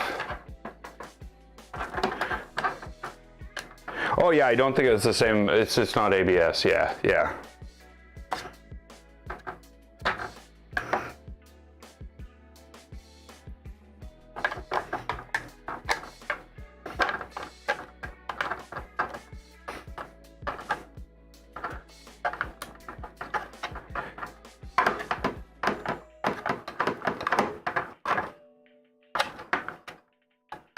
So there's no fan on the power supply. It's basically passively cooled. There will be some air pulled across the components right around here, but by this fan.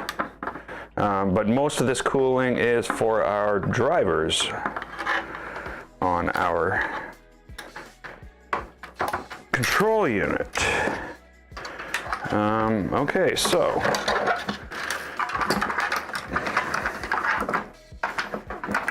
bed connectors.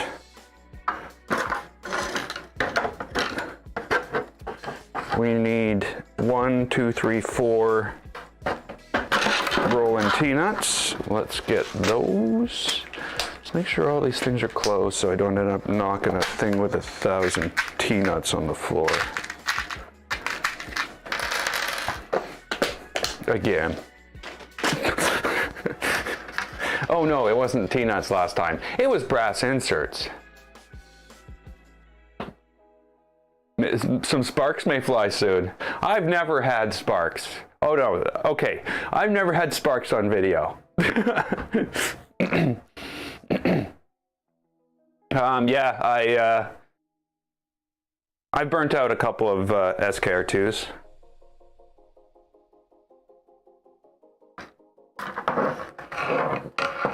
That fan chip right there. Poof.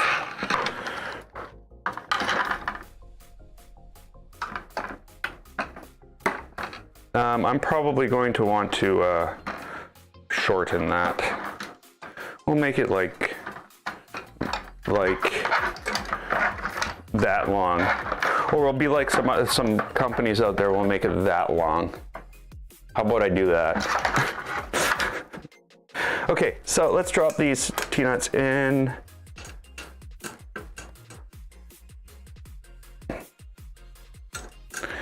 Let's try to drop these T-nuts in.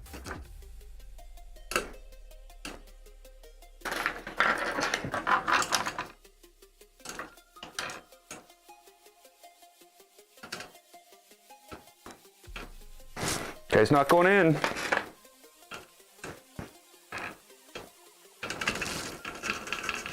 Oh, he's rough. Okay, so we need to roughly line these up, I guess. How am I to do that?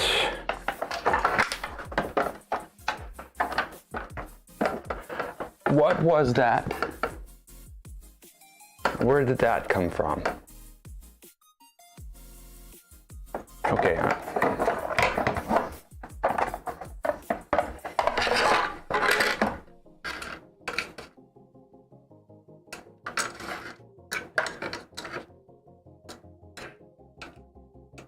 That one can be done after. These are sort of need to be done on the way.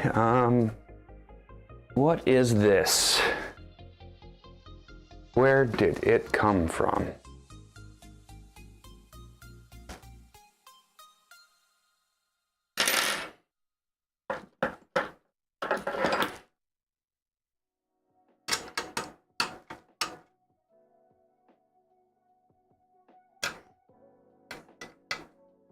Okay, we're good, but I need more of those.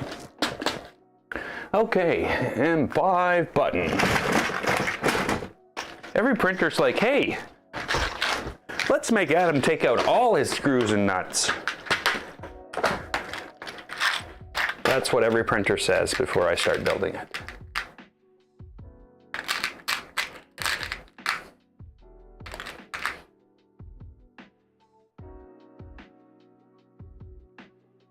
Okay.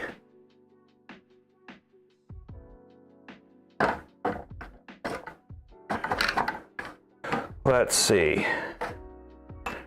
Yeah, I guess, you know, you're right about one thing, Joseph. We are definitely going to be powering this on momentarily. It's not going to do anything because, you know, it can't.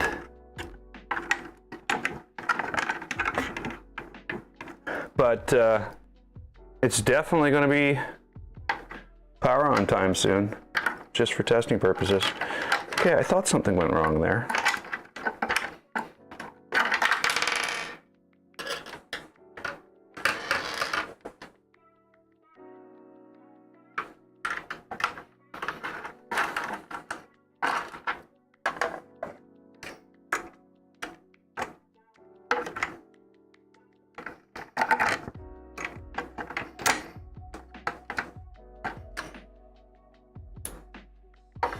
Don't you move.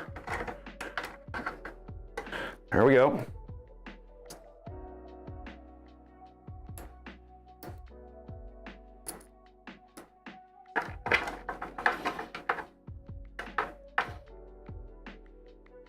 Okay, now I'm gonna not be an idiot.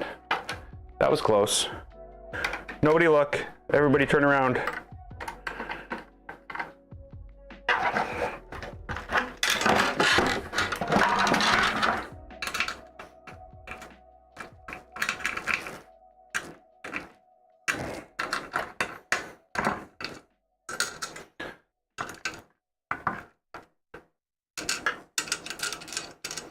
Okay, we'll get that one out after.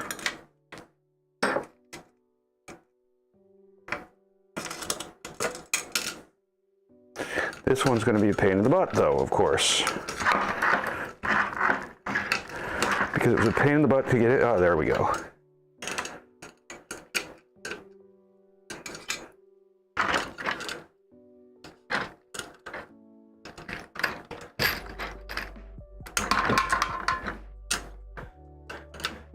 Okay, now let's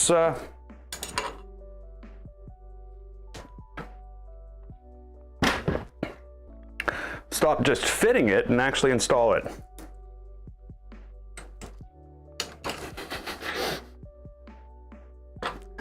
Now that we know it fits properly.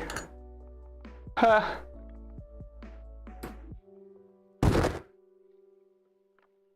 Whoops.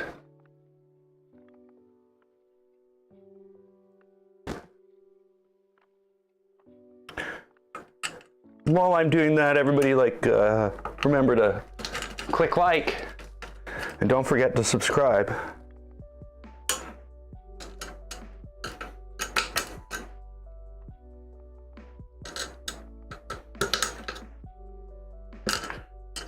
It'd be like I did this already.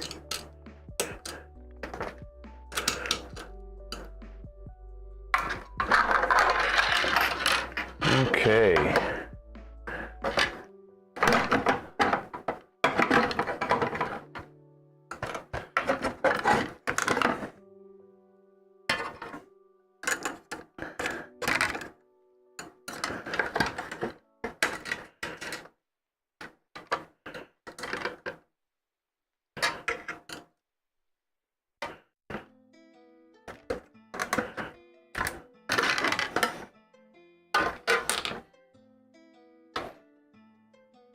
It's a snug fit.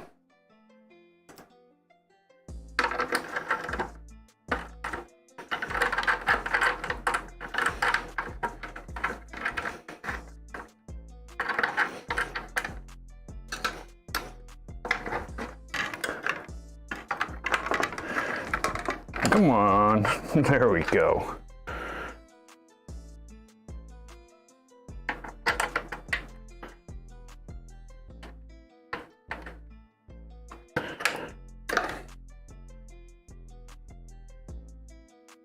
Yeah, that air conditioner is going to have to go on very, very, very soon.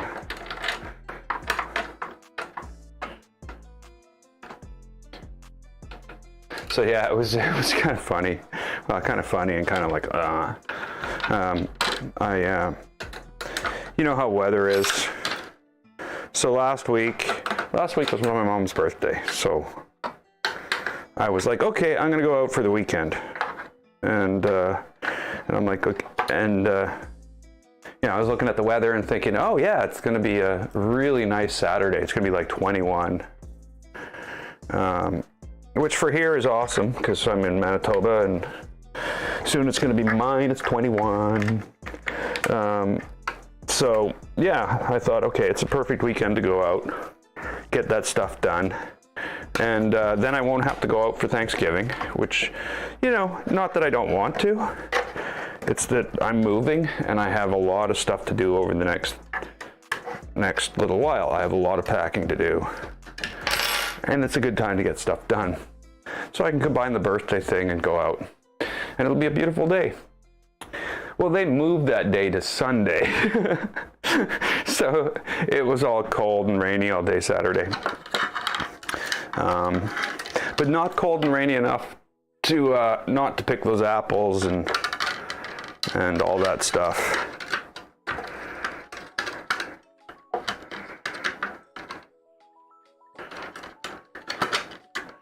But yeah, it's like, I definitely know how to pick them. I can almost create rain just by saying I'm gonna go somewhere for the weekend.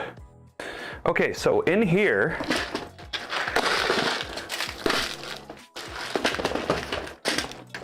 oh, you know what?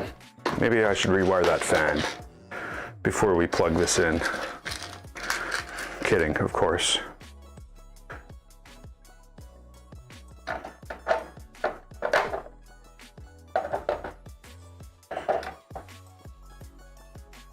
So I'm pretty sure these are probably not buttoned.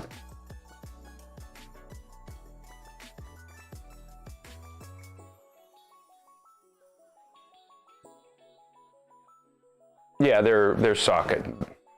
But I'm putting button in here. I think it's more appropriate to have button rather than socket screws on the back. But I also put the fan inside the case, so just call me crazy. I'm just like doing all the crazy stuff now.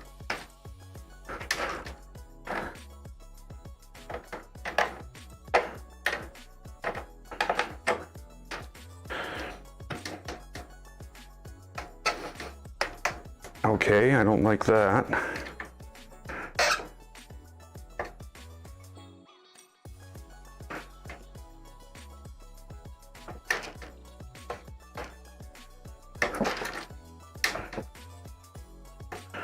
I like that though.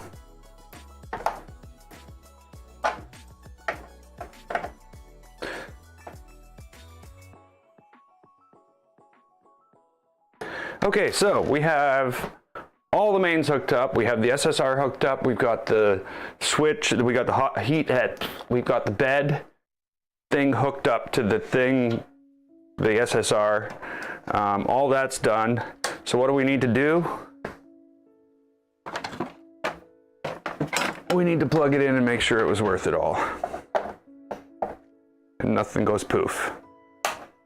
And the power comes on.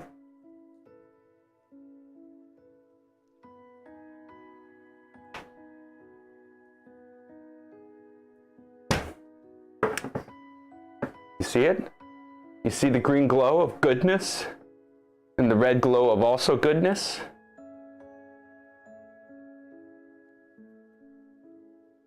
Yay! One more motherboard or MCU, whatever, has survived my possible incompetence. Yay! I don't know. I figured I did it right. So, what's next? Well, next I have to shut this off. We need to unplug this, and we need to take all this off. And as soon as I take an 8 to 10 minute break, wipe the sweat off myself, turn the air conditioning on for 10 minutes. I'm gonna come back and we're gonna figure out what needs to be done to hook that Pi up. I'm also gonna cut this so I can plug it into fan connector 3. Why fan connector 3? I don't know. Fan 1, fan 2 maybe? And then we'll start getting to the rest of the stuff that needs to be done here. Like all this. We need wire harnesses, we need magic connectors cut off and new other magic connectors put on. And then the other thing that's gonna happen, and I can't wait, I've been waiting for this for a long time.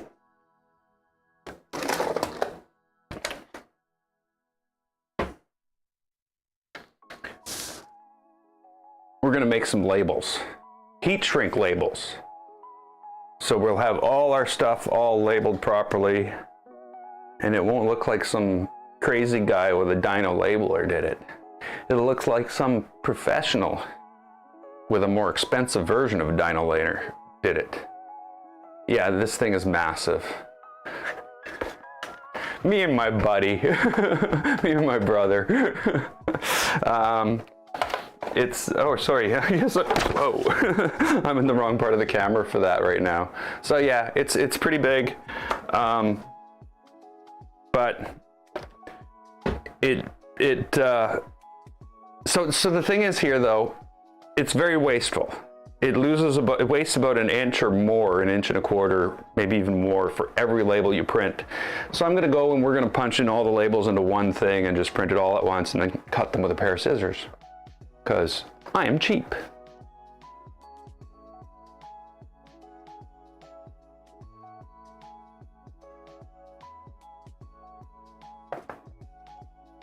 Oh yeah, see, hey Zenbender, you figure you did everything right, but then you have to make 10 more edits in the printer config. I'm expecting to make printer config edits. See, my problem is, I'm just gonna connect this thing up. There's not gonna be a huge amount of thought put into it. Wires are gonna come down. They're gonna get plugged in here.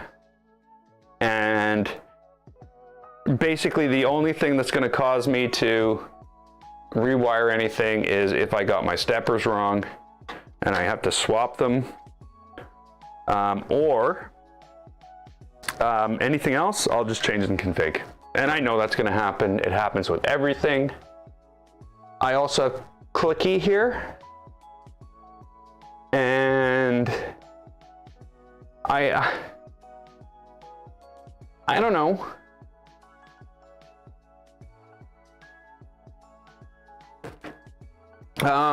What's the make and model of the, it's the E300.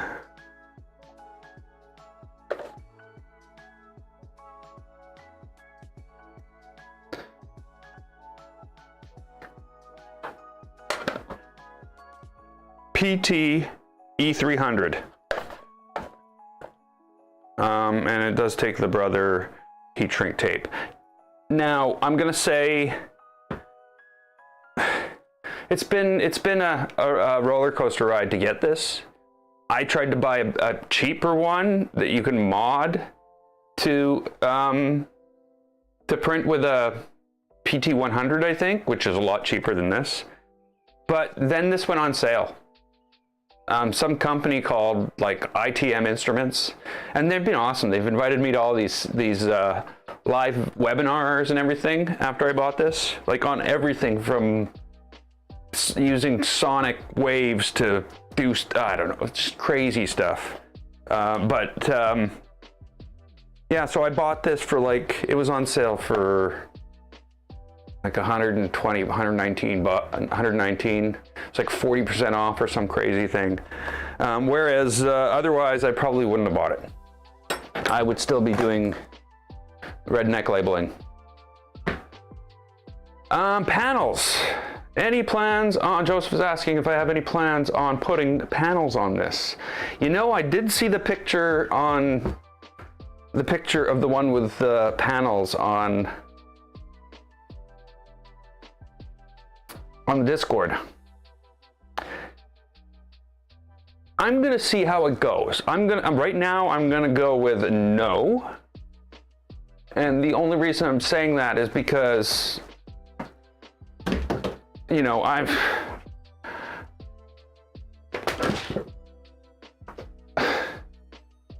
what do I need it for? You know what I mean? Sorry, my redneck curtains is because my air conditioner tube goes out there. But the thing is, what do I need it for? I've got 3 enclosed printers. I've got the 2.4, I've got the Trident, I've got the Switchwire. Why do I even need this printer? It's, you know, it's ridiculous that I'm actually even building this with the amount of printers I have. But I'm building it because it's different. It's not the same old that we've all built over and over with 2.4s and Tridents and V0s. Oh yeah. Oh, sorry. I forgot to leave this. I've got 4 enclosed printers. So my initial answer is definitely no. But I do look at this and I go, I do notice that it's very enclosable.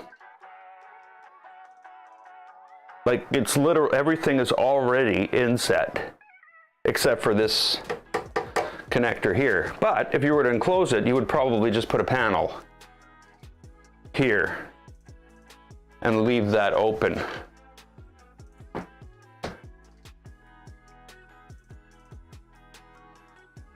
You'd also want to change this out. You wouldn't want an M4 on here if it was enclosed. You want to go direct drive. But again, you're 3/4 of the way here already.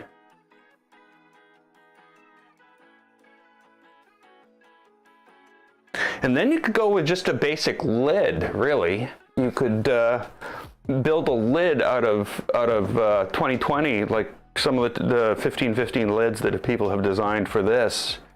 And you could probably put a hinge on it. Okay, I'm gonna stop now. I'm gonna stop. We gotta stop. This is not good. This is a bad idea to point me in those directions.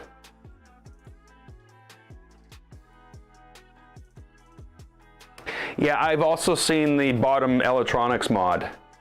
That is a definite possibility. I may move all this to DIN rails and everything else underneath with a modified bed. That is probably going to be something I'll do. Again, it's also what do I want out of this printer? Well, the biggest thing is the enjoyment of building it, but I'm aiming for a pure, other than the fan being on the other side, a pure Legacy first, before anything else. And we're gonna print some things. We're gonna see how it goes. I'm gonna print some ridiculous things. I need to print a mannequin head. Maybe I should print that on the Trident or one of the 350s. For my, I've got a couple of Western hats that I want to, because the stupid thing is, when you don't wear them, which I don't wear them, maybe 5 times a year, they shrink.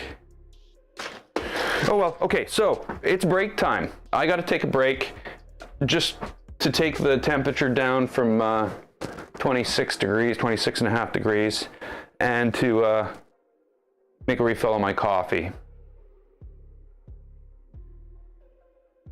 And I'll be right back.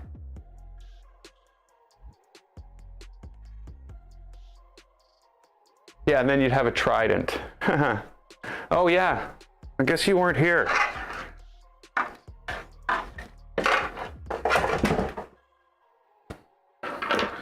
There it is, all attached.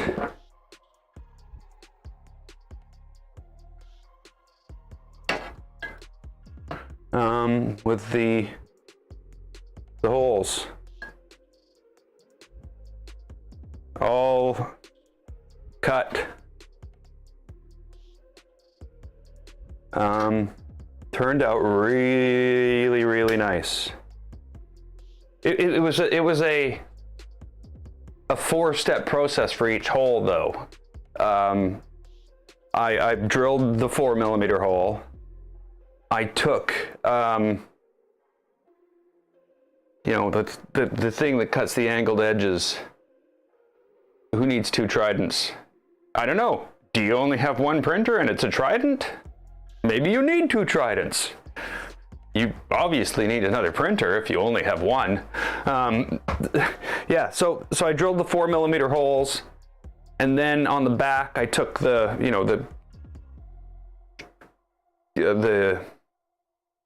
angled, for the angled screw, that cutter. I don't know what it's called. I'm trying to remember what it's called. My brain isn't working. And I just sort of cleaned the edges with that. Then I flipped everything over. I set the drill so that it would only go down, about 2mm into the plate. And I drilled out the 4 holes again to give them the spacing for the screw.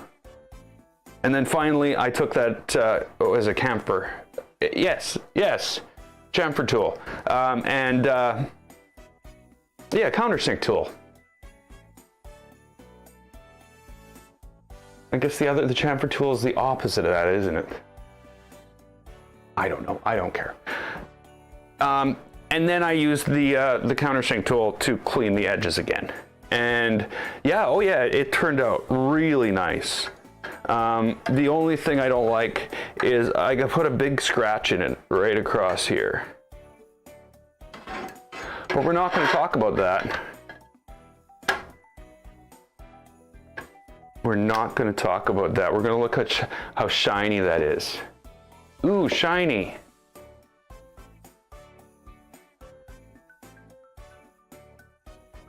Okay, I'm going to take a 10-minute break to cool this room off, get this air conditioning back on, because it's just way too hot in here. And I will be back in about that time. Chat amongst yourselves. Don't forget to like the video and subscribe. And now, on that note, I'm going to abandon you for 10 minutes. Maybe I'll let you just look at the printer. It's probably more exciting than the countdown for 10 minutes. Truthfully, the countdown for 10 minutes is more for me.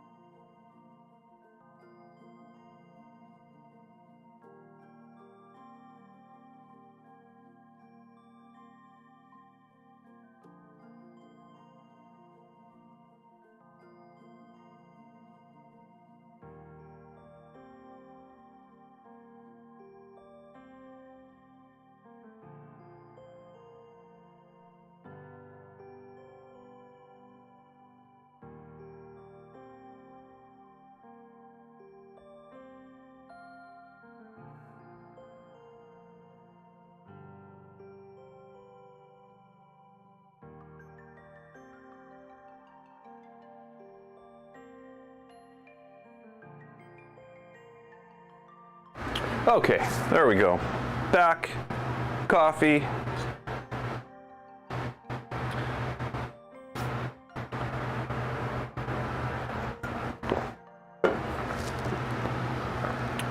So there we go. We've got that in place. I think the next thing is to start working on the tool head. So that means a big change in the tool front. So let's pack up all this crap and replace it with a bunch of other crap.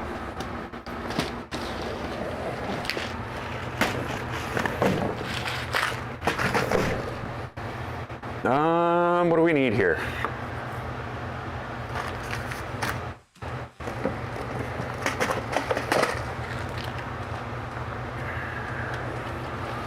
I need some of these, because it's going to be those ones, because the other ones are all gone. I need 2 microfit connectors. Now, because I'm crazy, I keep those down here.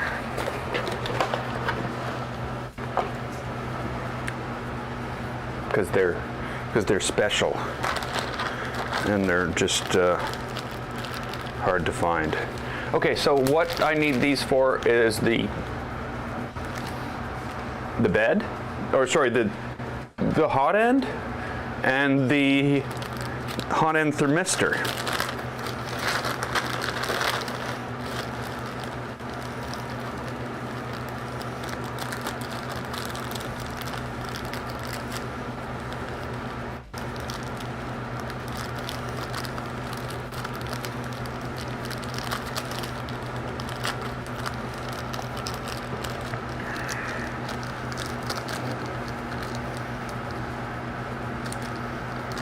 Okay, that's what I need. Everything else can go. And you're gonna love this. This is one of these reasons I hate buying these kits. So what's in here? What we have is one set of male, oh sorry, one set of female and 3 sets of male microfit, which is 8 plugs, and then we have, a strip of 6 pins. Only the one, like where's the other gender of pins? And that was in a sealed bag that came with something. Oh, I should actually check to make sure these are the ones I need. I think they are. Yeah, they are. Yeah. And then I need the 2 male connectors. So I need that. We also need, and again, this is the whole thing with these damn boxes.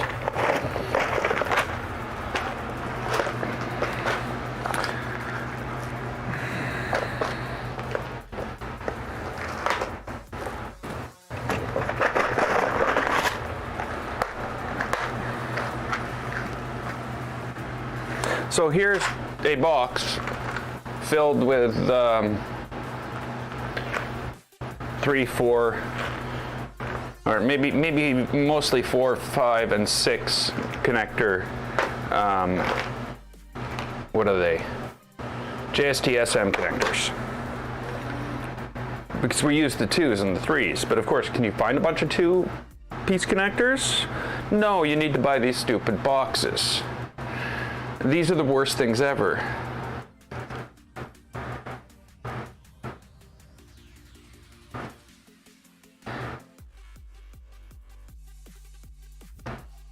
Oh yes, okay, so yeah, so the plan, Joseph, a lot of the drive to build this came from me. Oh, okay, so I gave a friend a printer. It was a Tronxy Core XY X5SA Pro.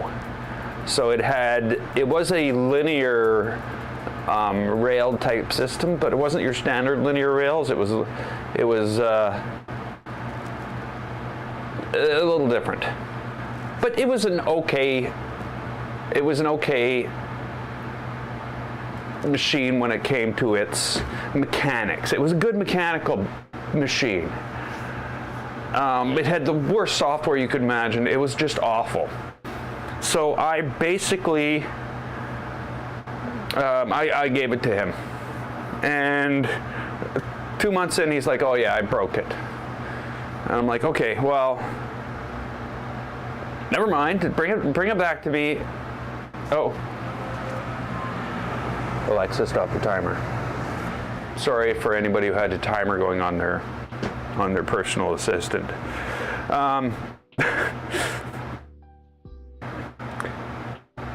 So he brought it back, and yeah, I was going to put a stealth burner on it, but I couldn't get the pieces to fit to the plate, so I printed ABBN.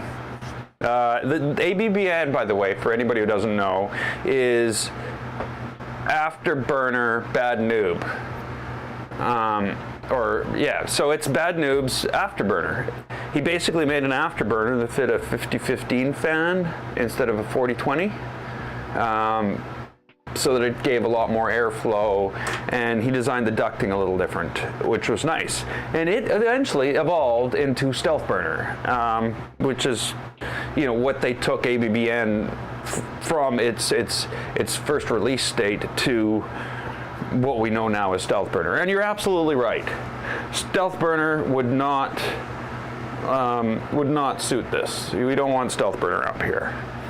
But ABBN would be ideal.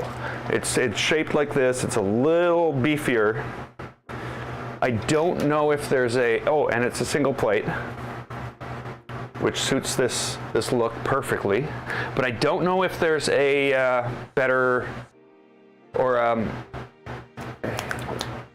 it's gone. I don't know. Yeah, but it definitely works better with PLA, PTG, where you need more airflow. The other thing, of course, you'd need to run power, but I was going to say you could easily put bed fans on here as well for more cooling if you really wanted to go that way. But again, that would ruin the aesthetic, which is really all we're after here. Is we want to build some nice looking printers. Okay, so what else do I need here? I've got the microfit connectors. I need the 2 fans and the Z probe. I think that's right.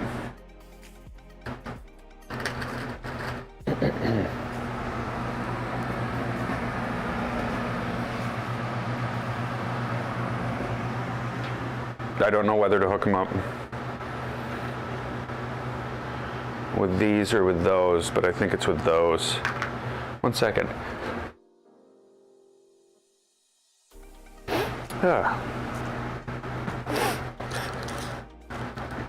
Okay, so let's get this out here. I think there's a hole in the bag for the 2mm screws. Uh-oh.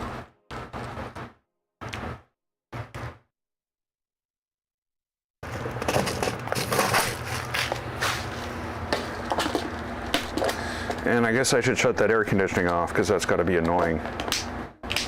Well, I know it is. I went and checked the stream.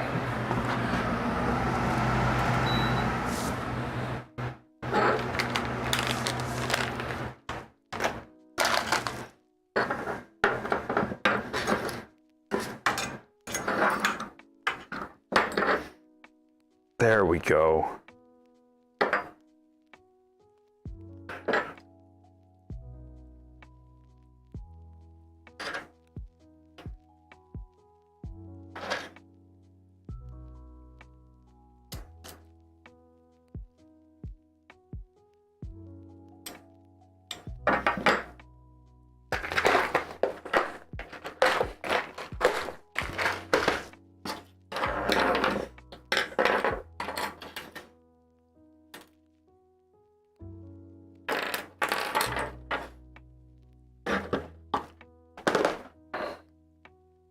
Okay, so I gotta get rid of this crimping tool.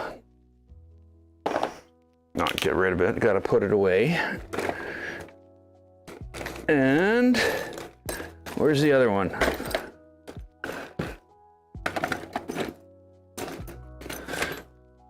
What? What?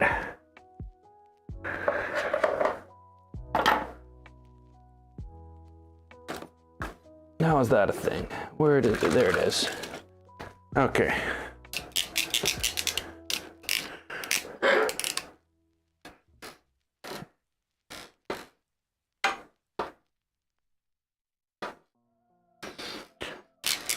Okay, I think we're ready for this.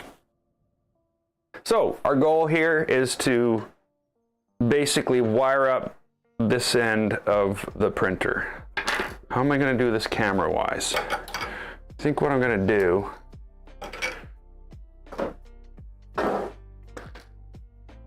I don't need all those right now. It's the other ones I need. Is I'm going to pop this off here.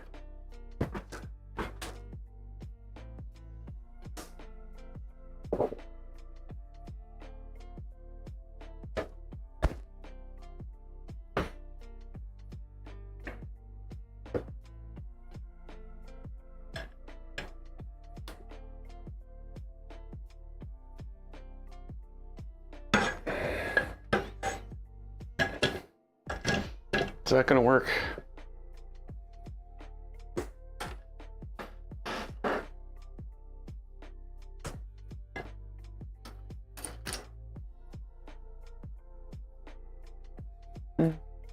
We'll see. Might be a little close for comfort. So let's pop this cover off the back. This is they call it a wire cover, but come on, it's made to hide a mess. I'll be honest, it's just gonna be a mess back here.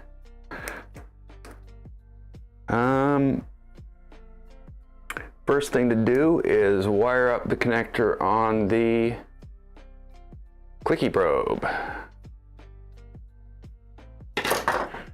And on the clicky probe, clicky, clicky, clicky.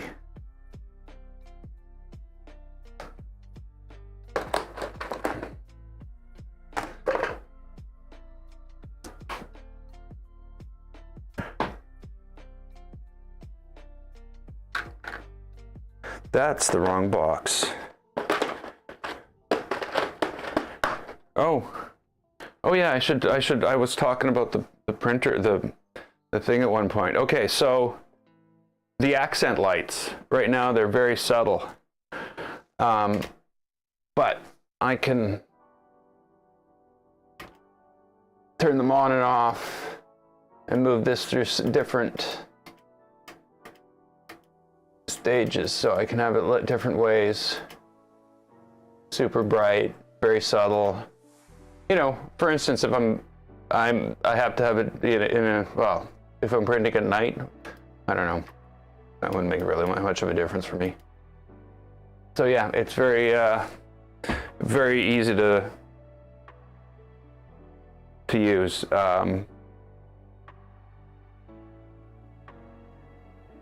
Now, yeah, so there is a LED light library that people use, and I'm looking into seeing what it does and seeing if it's interesting enough to install. And basically, I think it's a Python library, and it gives you the extra functionality to access some more powerful lighting.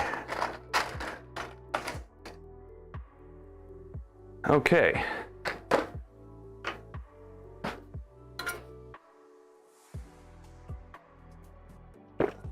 Okay, so these lights, they are in GitHub, and they're the Trident LED strips. If you have a 2.4, you'll have to wait a little bit because basically the ones that are in there right now are hacked, and I will have to I'll have to do it proper. I didn't load up the original files and make littler ones. I imported the STLs into Blender and made little. Yeah, I did it wrong. I promise I shouldn't. I mean, I promise I'll put real ones up there. But the problem is right now they're only for 350.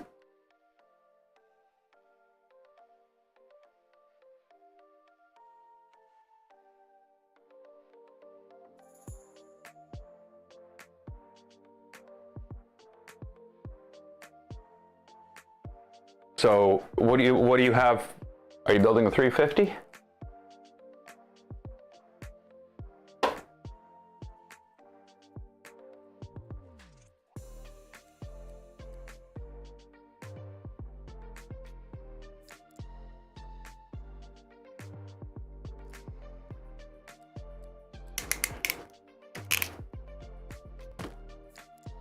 $300. Okay, so ow. So what would that mean I would have to do?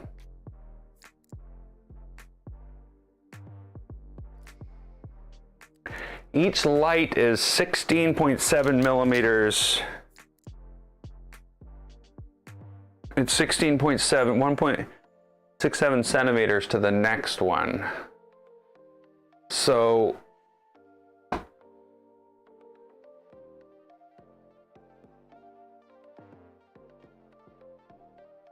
yeah, I think I'd have to load up the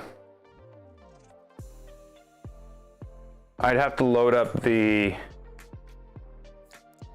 CAD just to wrap my head around.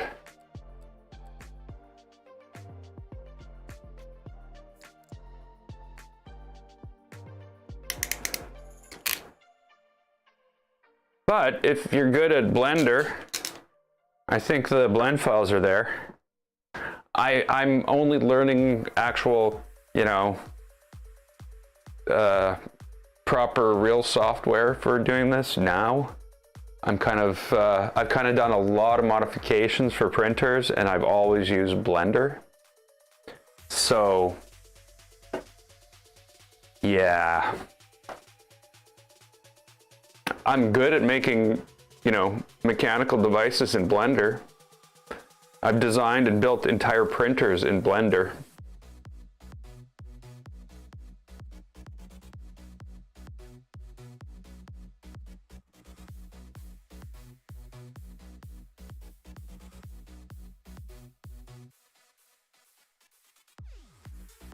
Okay,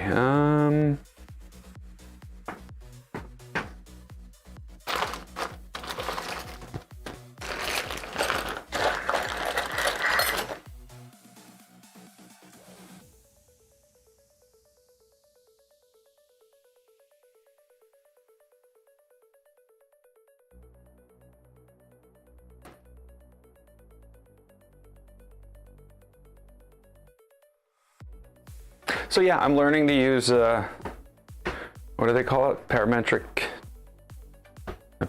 designer. But the thing is, I don't know, like, when you look at my light bars, LED bars, it's like, I don't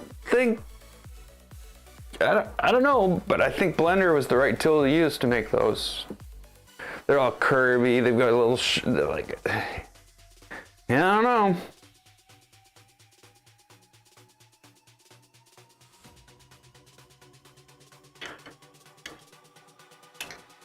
Okay, so I think, if I'm not mistaken, maybe I'm mistaken. No, these have to go back in here.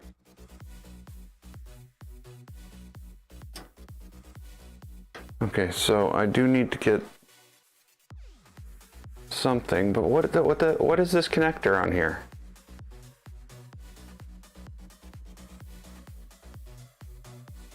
Why do we have a, what are they, JST-XM connector or something like that? The whole JST connector thing's got me confused as hell. They're all called JST connectors.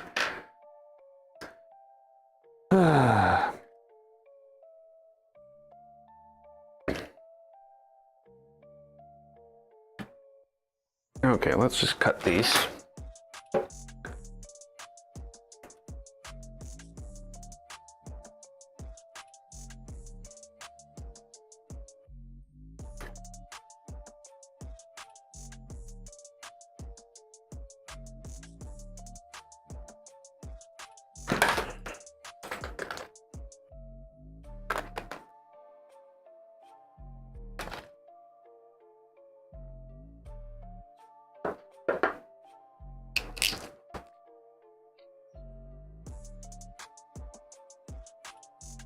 Yeah, and again, I'm gonna say, if I had a background in CAD, I would have gone to a CAD piece of software to do these simple things, which got more and more complex over time.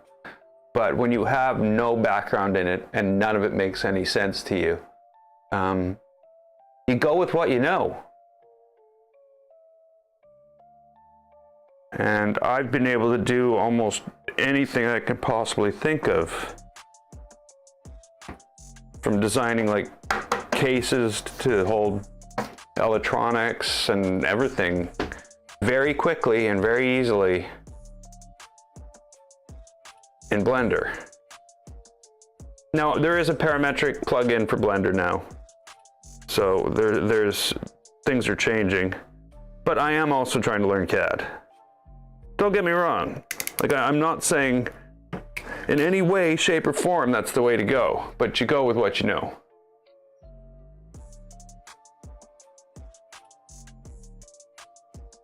Onshape is what I'm learning. Now I'm pretty proficient in Onshape, but if I want to work for 4 hours on a project, Onshape's the thing you go for. If I want to work for 40 minutes on it, on the same thing, or make a change to an STL where I don't have any other input, I fire up Blender.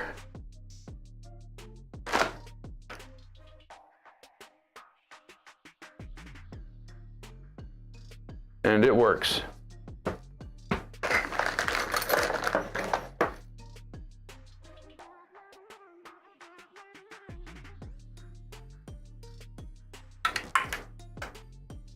Okay, that one went for a little vacation on the floor.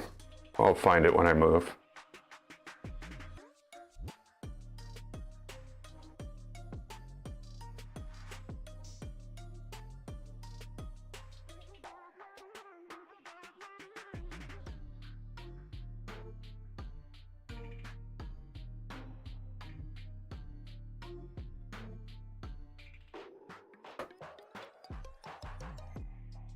Oh, come on.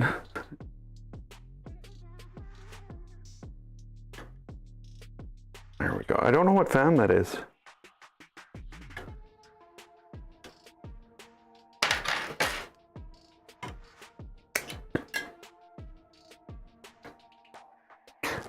All of these things, at this point, all of these, I pull them off. I put them back, I recycle them. Because it's at the point right now where I've got two boxes of, come on. I got 2 boxes of connectors.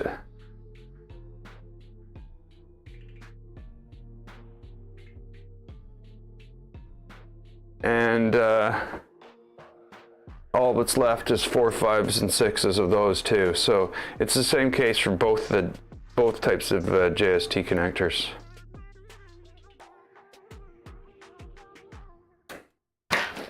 Yay!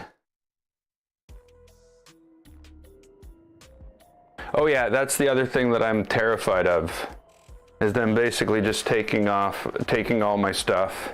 I did try FreeCAD, and you know what? I just didn't it didn't, I don't know.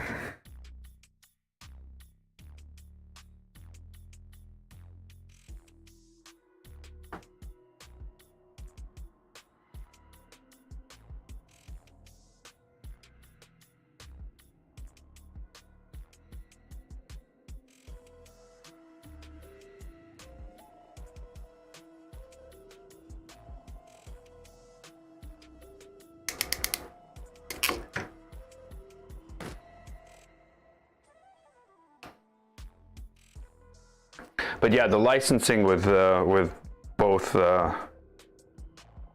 Fusion 360 and Onshape, especially Fusion 360. My God.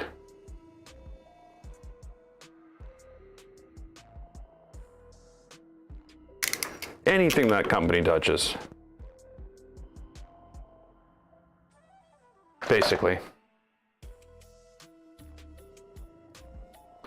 Oh yeah, that's right, I threw it on the floor. I mean, it took a vacation on the floor.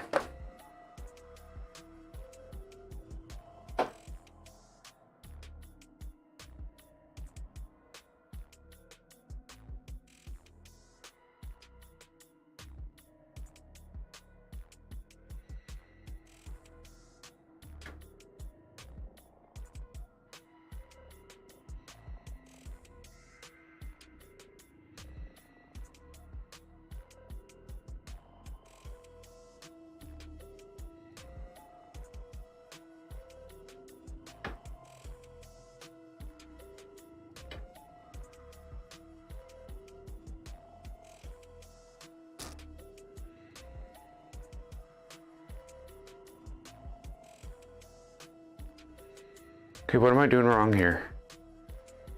Why is it going like 3/4 of the way in and stopping? That one went in fine. You're going fine too, okay?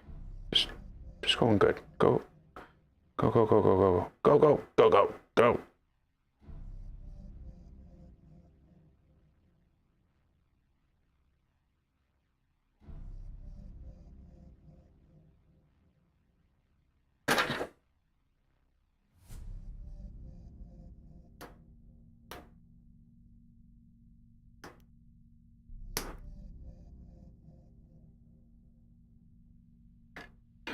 Okay, so there's that. Now this thermistor needs to be redone.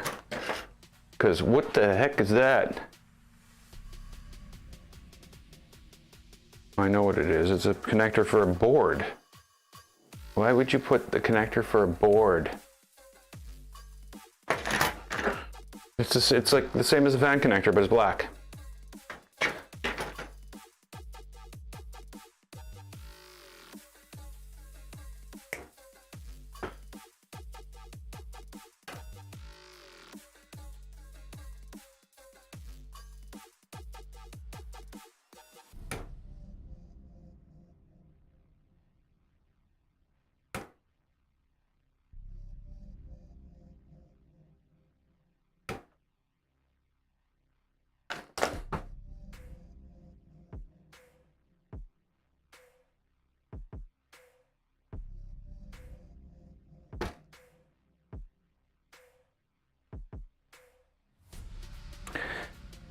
Yeah, it can't, yeah, their software, the prices of the software are a joke.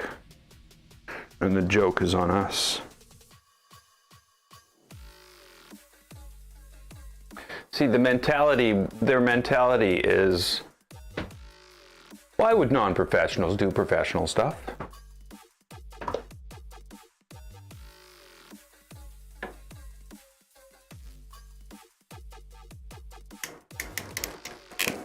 And yet, you know, we're doing this all, like, I don't know. But I think that's the mentality.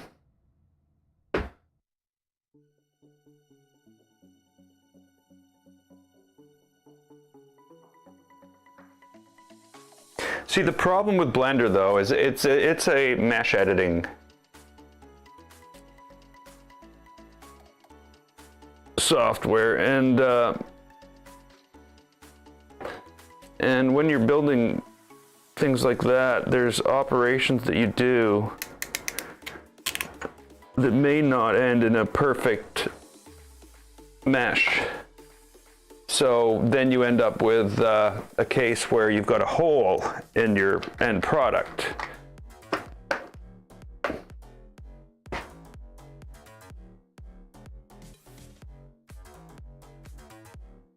Oh, see, I have every single piece of software that Adobe, well, not every single piece of software that Adobe makes, in their creative suite. And it's like, it's expensive, yeah, 80 bucks a month.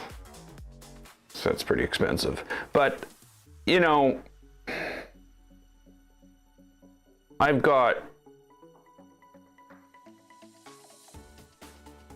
know how to use Adobe After Effects. I know how to use Premiere. So it's software I know, for one thing, and I've tried changing. And you know, I'm gonna say Photoshop is hard to beat, but there's definitely things within that software package that nobody needs. I'll agree with that for sure.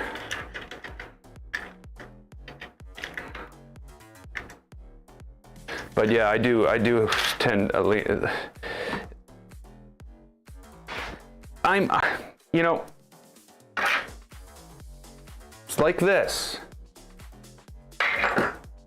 And it's like, it's this versus this. You know what I'm saying?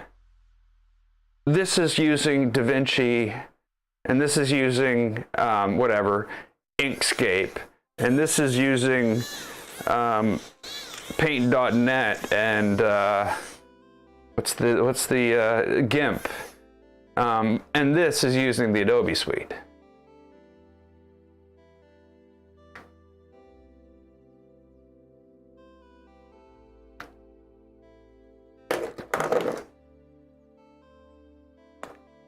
Yeah, that's basically the way I look at it.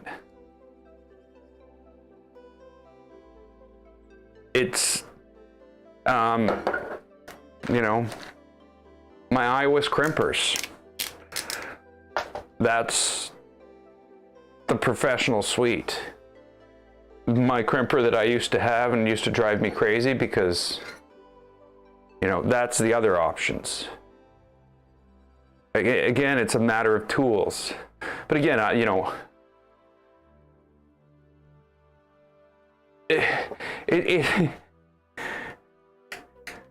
it's about what the person in the end is willing to put up with, yes. I don't know if I'm wrong. I'm saying that wrong. But there's a lot of resources. I learned everything I know about all the tools I use online.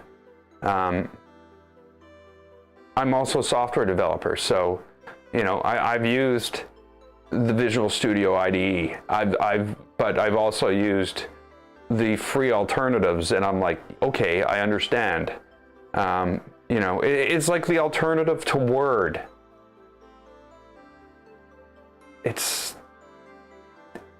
Yeah, if you're willing to put up with it, it's fine, but it pales in comparison. It really does. Like, I've tried to use GIMP.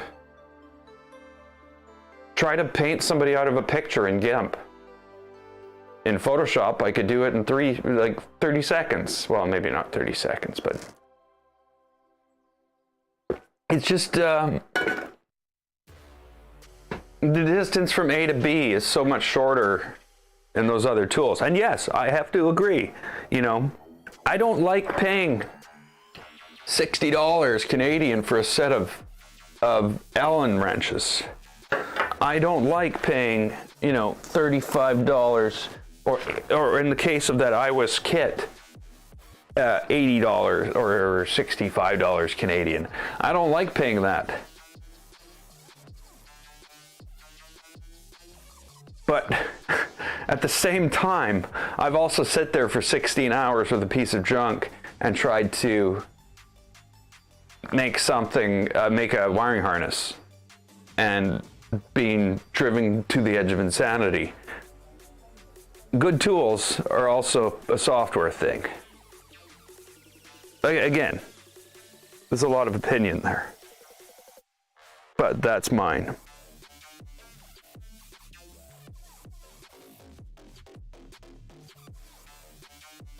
What am I looking for? What am I looking for? Does anybody know what I went back there for?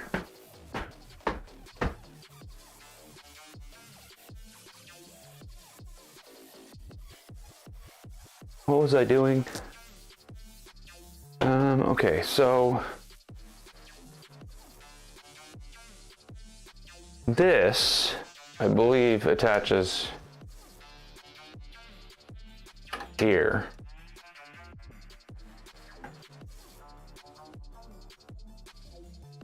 Oh, I know what I was doing.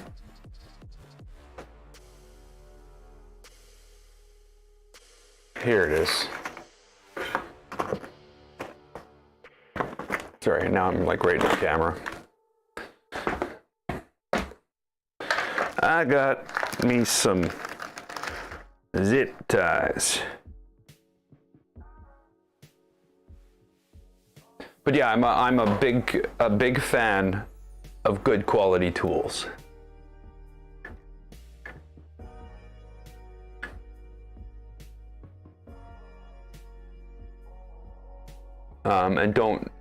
And that doesn't include the thing I use to, the drill press, the homemade drill press I use to drill holes in the bed. It doesn't include that.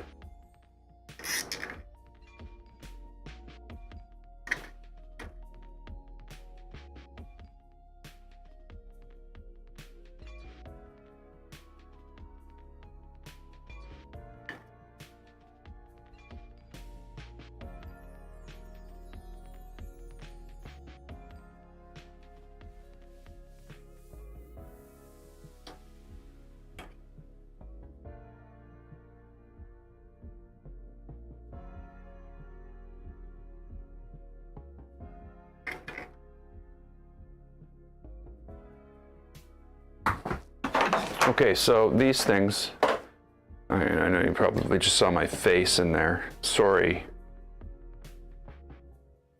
It's probably mentally damaging. You know, of course. These are the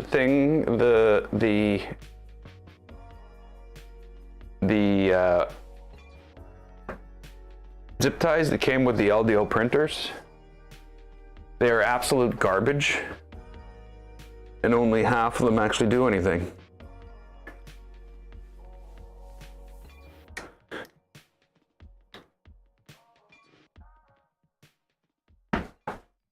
At least that was one of the half of them. I will try to find another one of the half of them. I'm not saying that, you know, it's LDO's fault, but they did cheap out on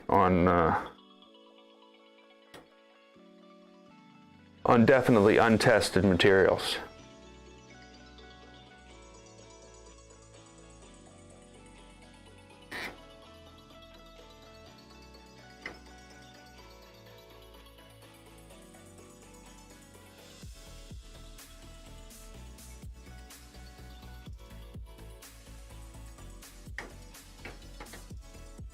Okay, there we go. We've got all our wiring ready here, and now let's cut its wings off.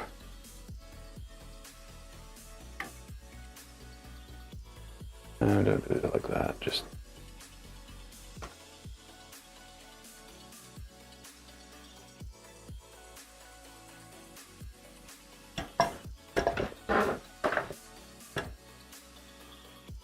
sorry.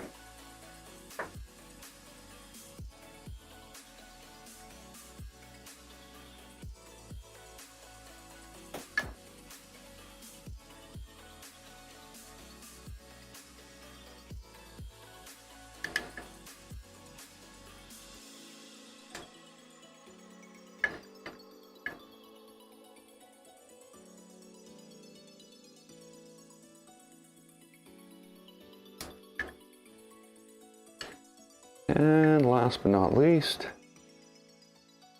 clicky. Oops.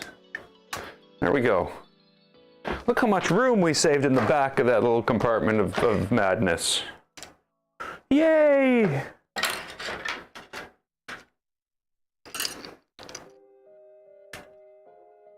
Yeah. Okay. And now everything will fit in here just beautifully.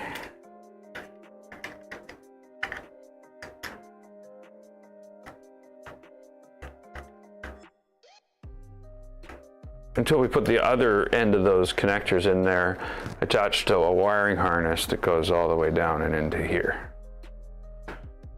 Whew. So that's the end of that madness.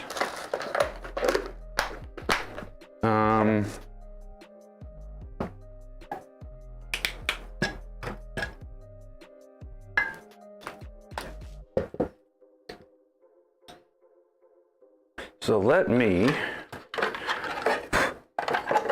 take this and we'll spin it right around again.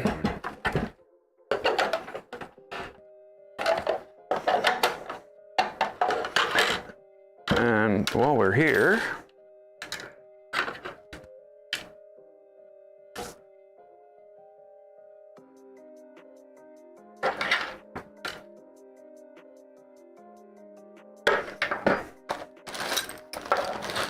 oh, I might still need that.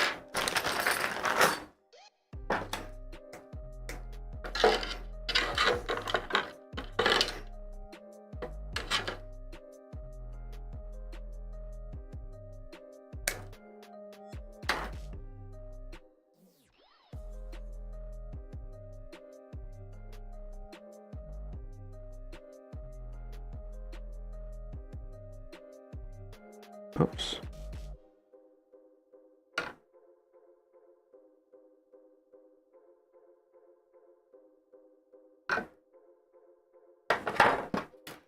Okay, now I need to get that out of there. I'm going to reuse that one.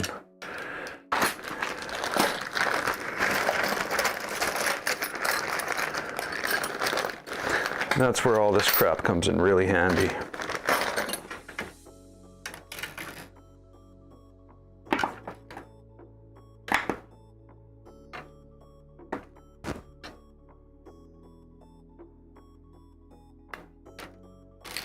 Dun, dun, dun, dun, dun.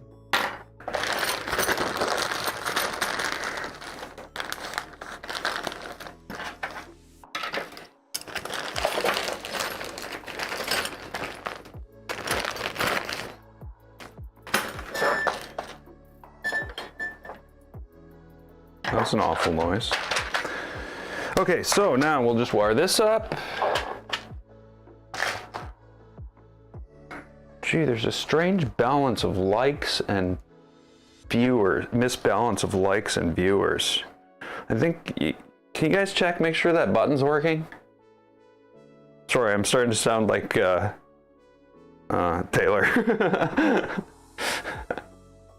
Everybody make sure that like button's working for me. Okay, so we're gonna put one of these on here.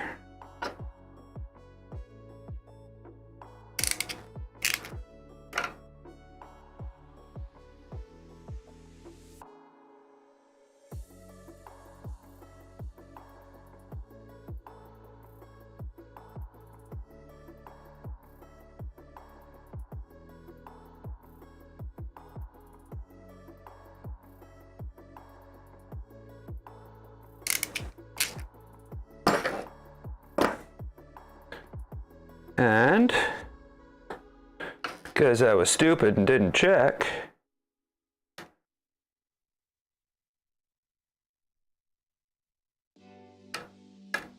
I don't know which way it goes on, but it tells me it goes on like this. And there we go. Now that's going to go into there.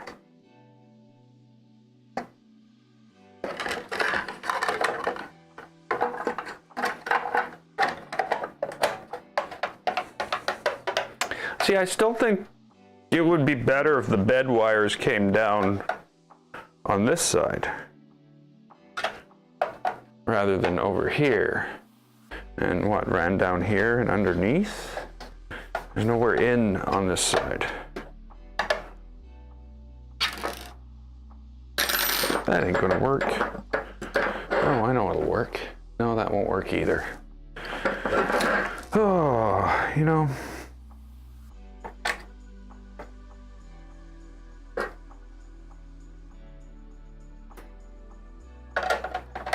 So basically the wires are going to come down here and go in here.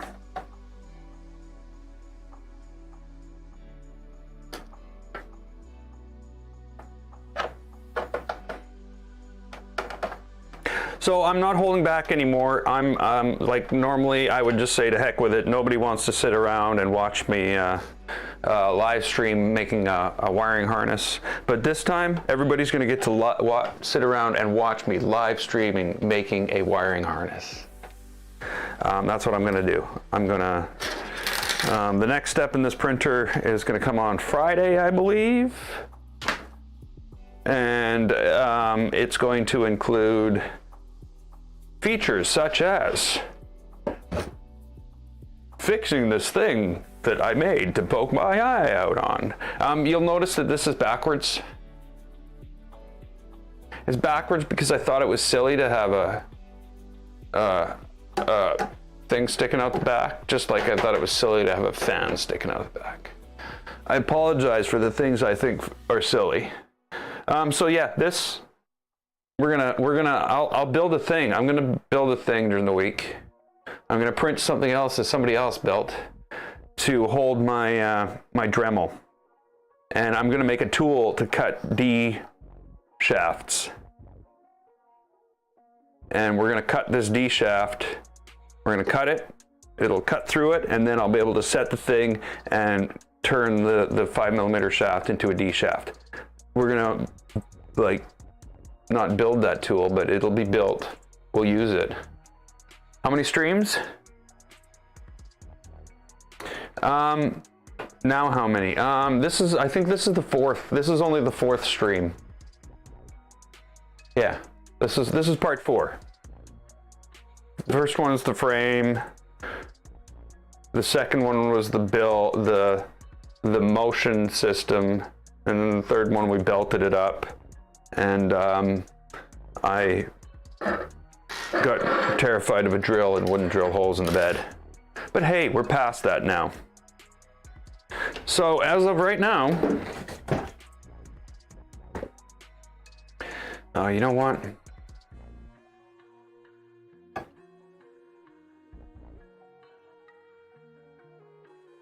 Okay, so I'm gonna say something here or ask something, and ask your opinion. I don't know if it's just me. Where's my brain? Where's my brain?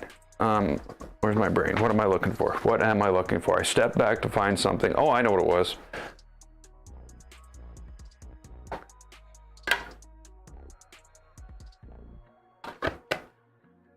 There we go. Get that back on there. I guess the silicone things would be better in that case, because these things allow your bed to move a bit if there's something to move your bed, which there shouldn't be, so we're not going to worry about it.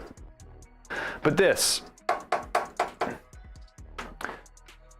I know this is cooling.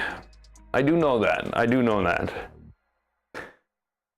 But do you think a little layer of paint over the top of it is really going to cause enough of a lack of cooling for a 200-watt power supply, which is going to use 50 watts maximum to like lose its, heat cooling ability? Because I'd like to pop this out and I'd like to spray paint it. I'd like it to be black. I think it would look cool black, including the grill on the back. Like, take the grill off, spray paint it, take the cover off, spray paint it, and then put everything back together and have that be black. So that's a thought. Maybe I'll do that in a painting stream. I won't be doing that in a painting stream.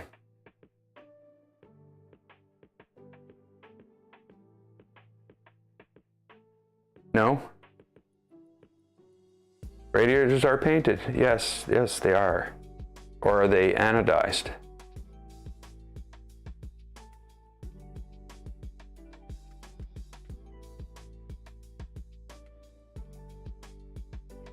Black may help me. And then I'm gonna sit it in the sun. No, I'm not gonna do that. No sitting it in the sun. Yeah, okay, so that'll be something I might do. And I'm not gonna like head towards that as a goal. I'm gonna finish building this is the goal. I want the Legacy to be up and running. And that's my main goal. After that, painting this maybe. I did paint the stuff in the. Well, I can show you. Sorry, just grabbing you by the head and tossing you around like that. The Trident needs a handle on this thing. I need to make a handle for this so that I can just pick it up, because it's a pain to pick it up by the back and then move it around to the front. I need to make a handle.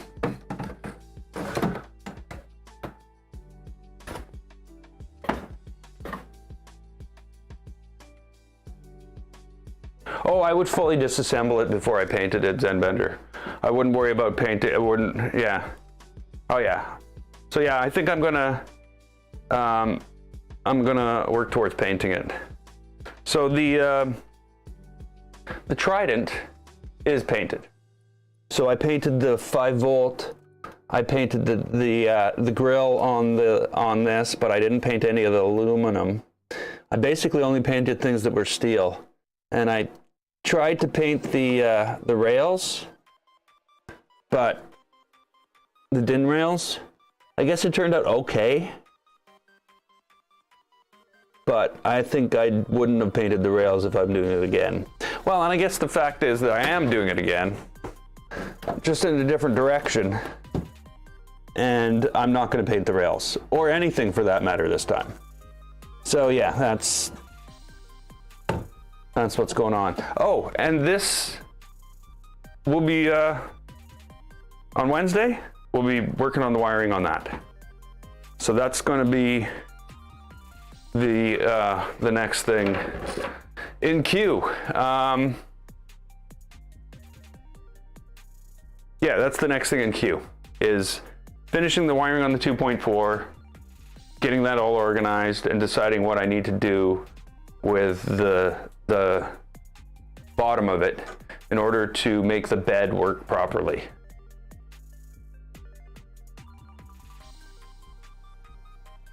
Any regrets on corner cubes here? Yeah, I regret that I didn't buy properly machined corner cubes. These seem to be made in a, like, yeah, it was a pain in the butt. I think if I were to bought whatever Mitsumi, like the quality cubes, I would have been in much better shape.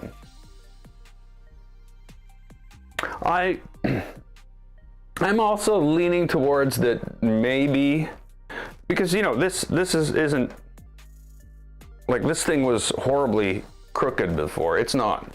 It's perfectly fine now. Everything's solid. It's straight. This way.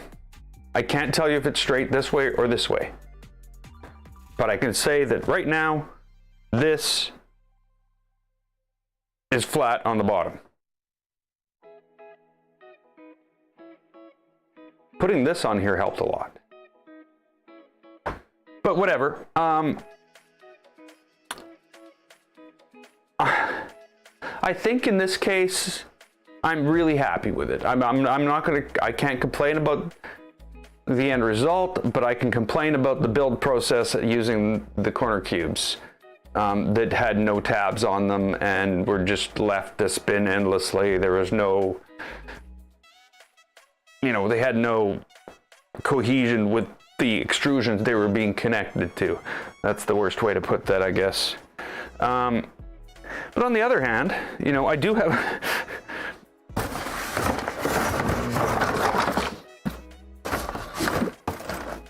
oh, so many projects, so many projects. I got this.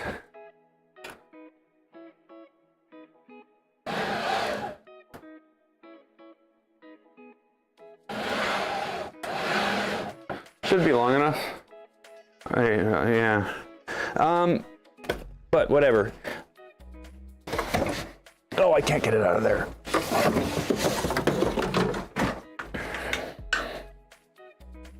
We have this. This is a thing. There used to be a piece across here.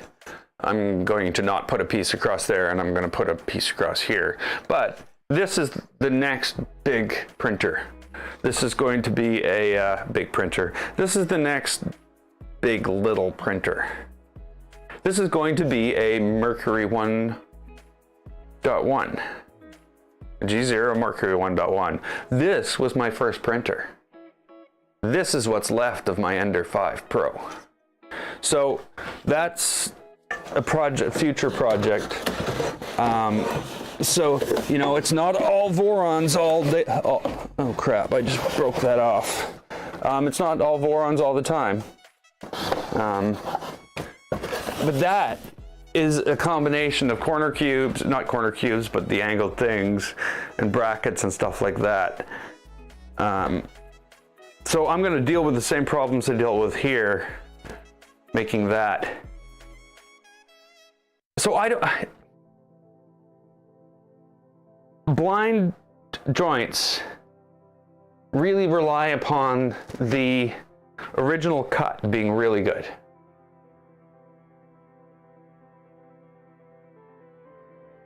I think corner cubes are a little more forgiving on that. You can have some burrs around the screw holes and stuff like that, and because of the way they're built, there's space around that. Of course, that's what makes them more difficult to square. I don't know. I really don't know. I hate squaring any cube. It's terrible trying to get these things square. It really is. You don't like the idea of using the chunk of marble and all that. Well, this thing is perfectly flat too. It doesn't help me. What I need is an inside corner. I need a large inside corner to shove these things into, where I can get everything lined up and tightened. You know what I mean? Like I need an existing perfect corner.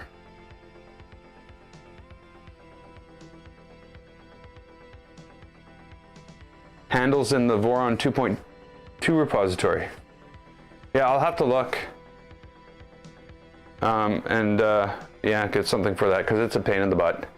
So whatever the case may be, we've done our stuff. I'm happy with this. Let's get it on 8:30 here for me. And well, you know, we've been doing this for 3.5 hours. But I'm really enjoying this build. It's got its challenges. The mains wiring was kind of a pain in the butt, but you know, once I got it figured out, it's actually turned out pretty clean. I do need to solve some problems here. I need to figure out how to ground the bed. I need to figure out, well, I don't really need to figure out much else. I need to figure out how to ground the bed, and I think I'm going to try to figure out how to get a cable chain in here for the Z. I think other than that, there's not much more to say. Cable chain is going to be pretty straightforward. It's just going to be a thing screwed onto here, I think, and something that goes down.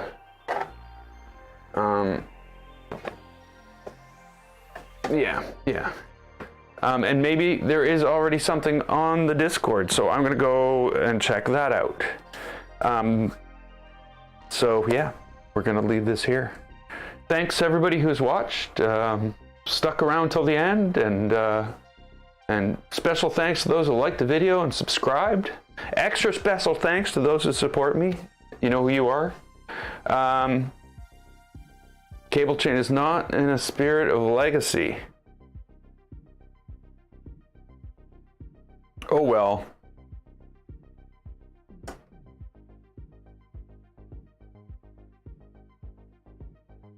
we'll have to see.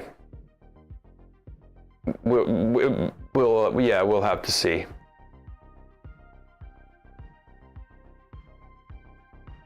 Wire management is in the spirit of Voron, though. Deeply embedded, I believe, or should be. Yeah, so I don't know what to do.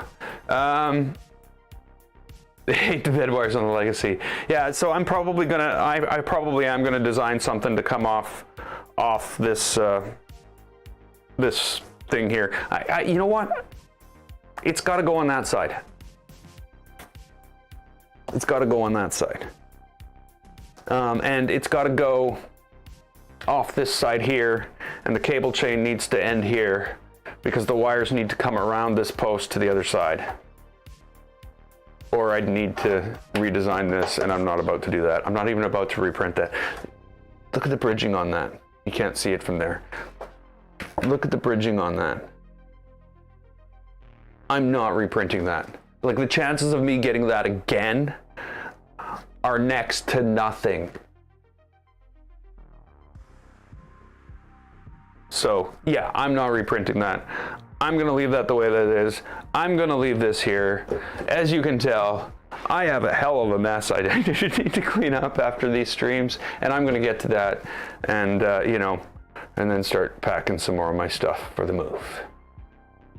So I'll be back on Wednesday, unless, you know, somebody else streams. If Nero or Steve streams, I'll probably hold off. It'll be the 2.4 we're working on, and then we'll get back to this on Friday. So I'll see you guys then. Hope you enjoyed it. And sorry for the abrupt ending, but I don't have an outro. So later.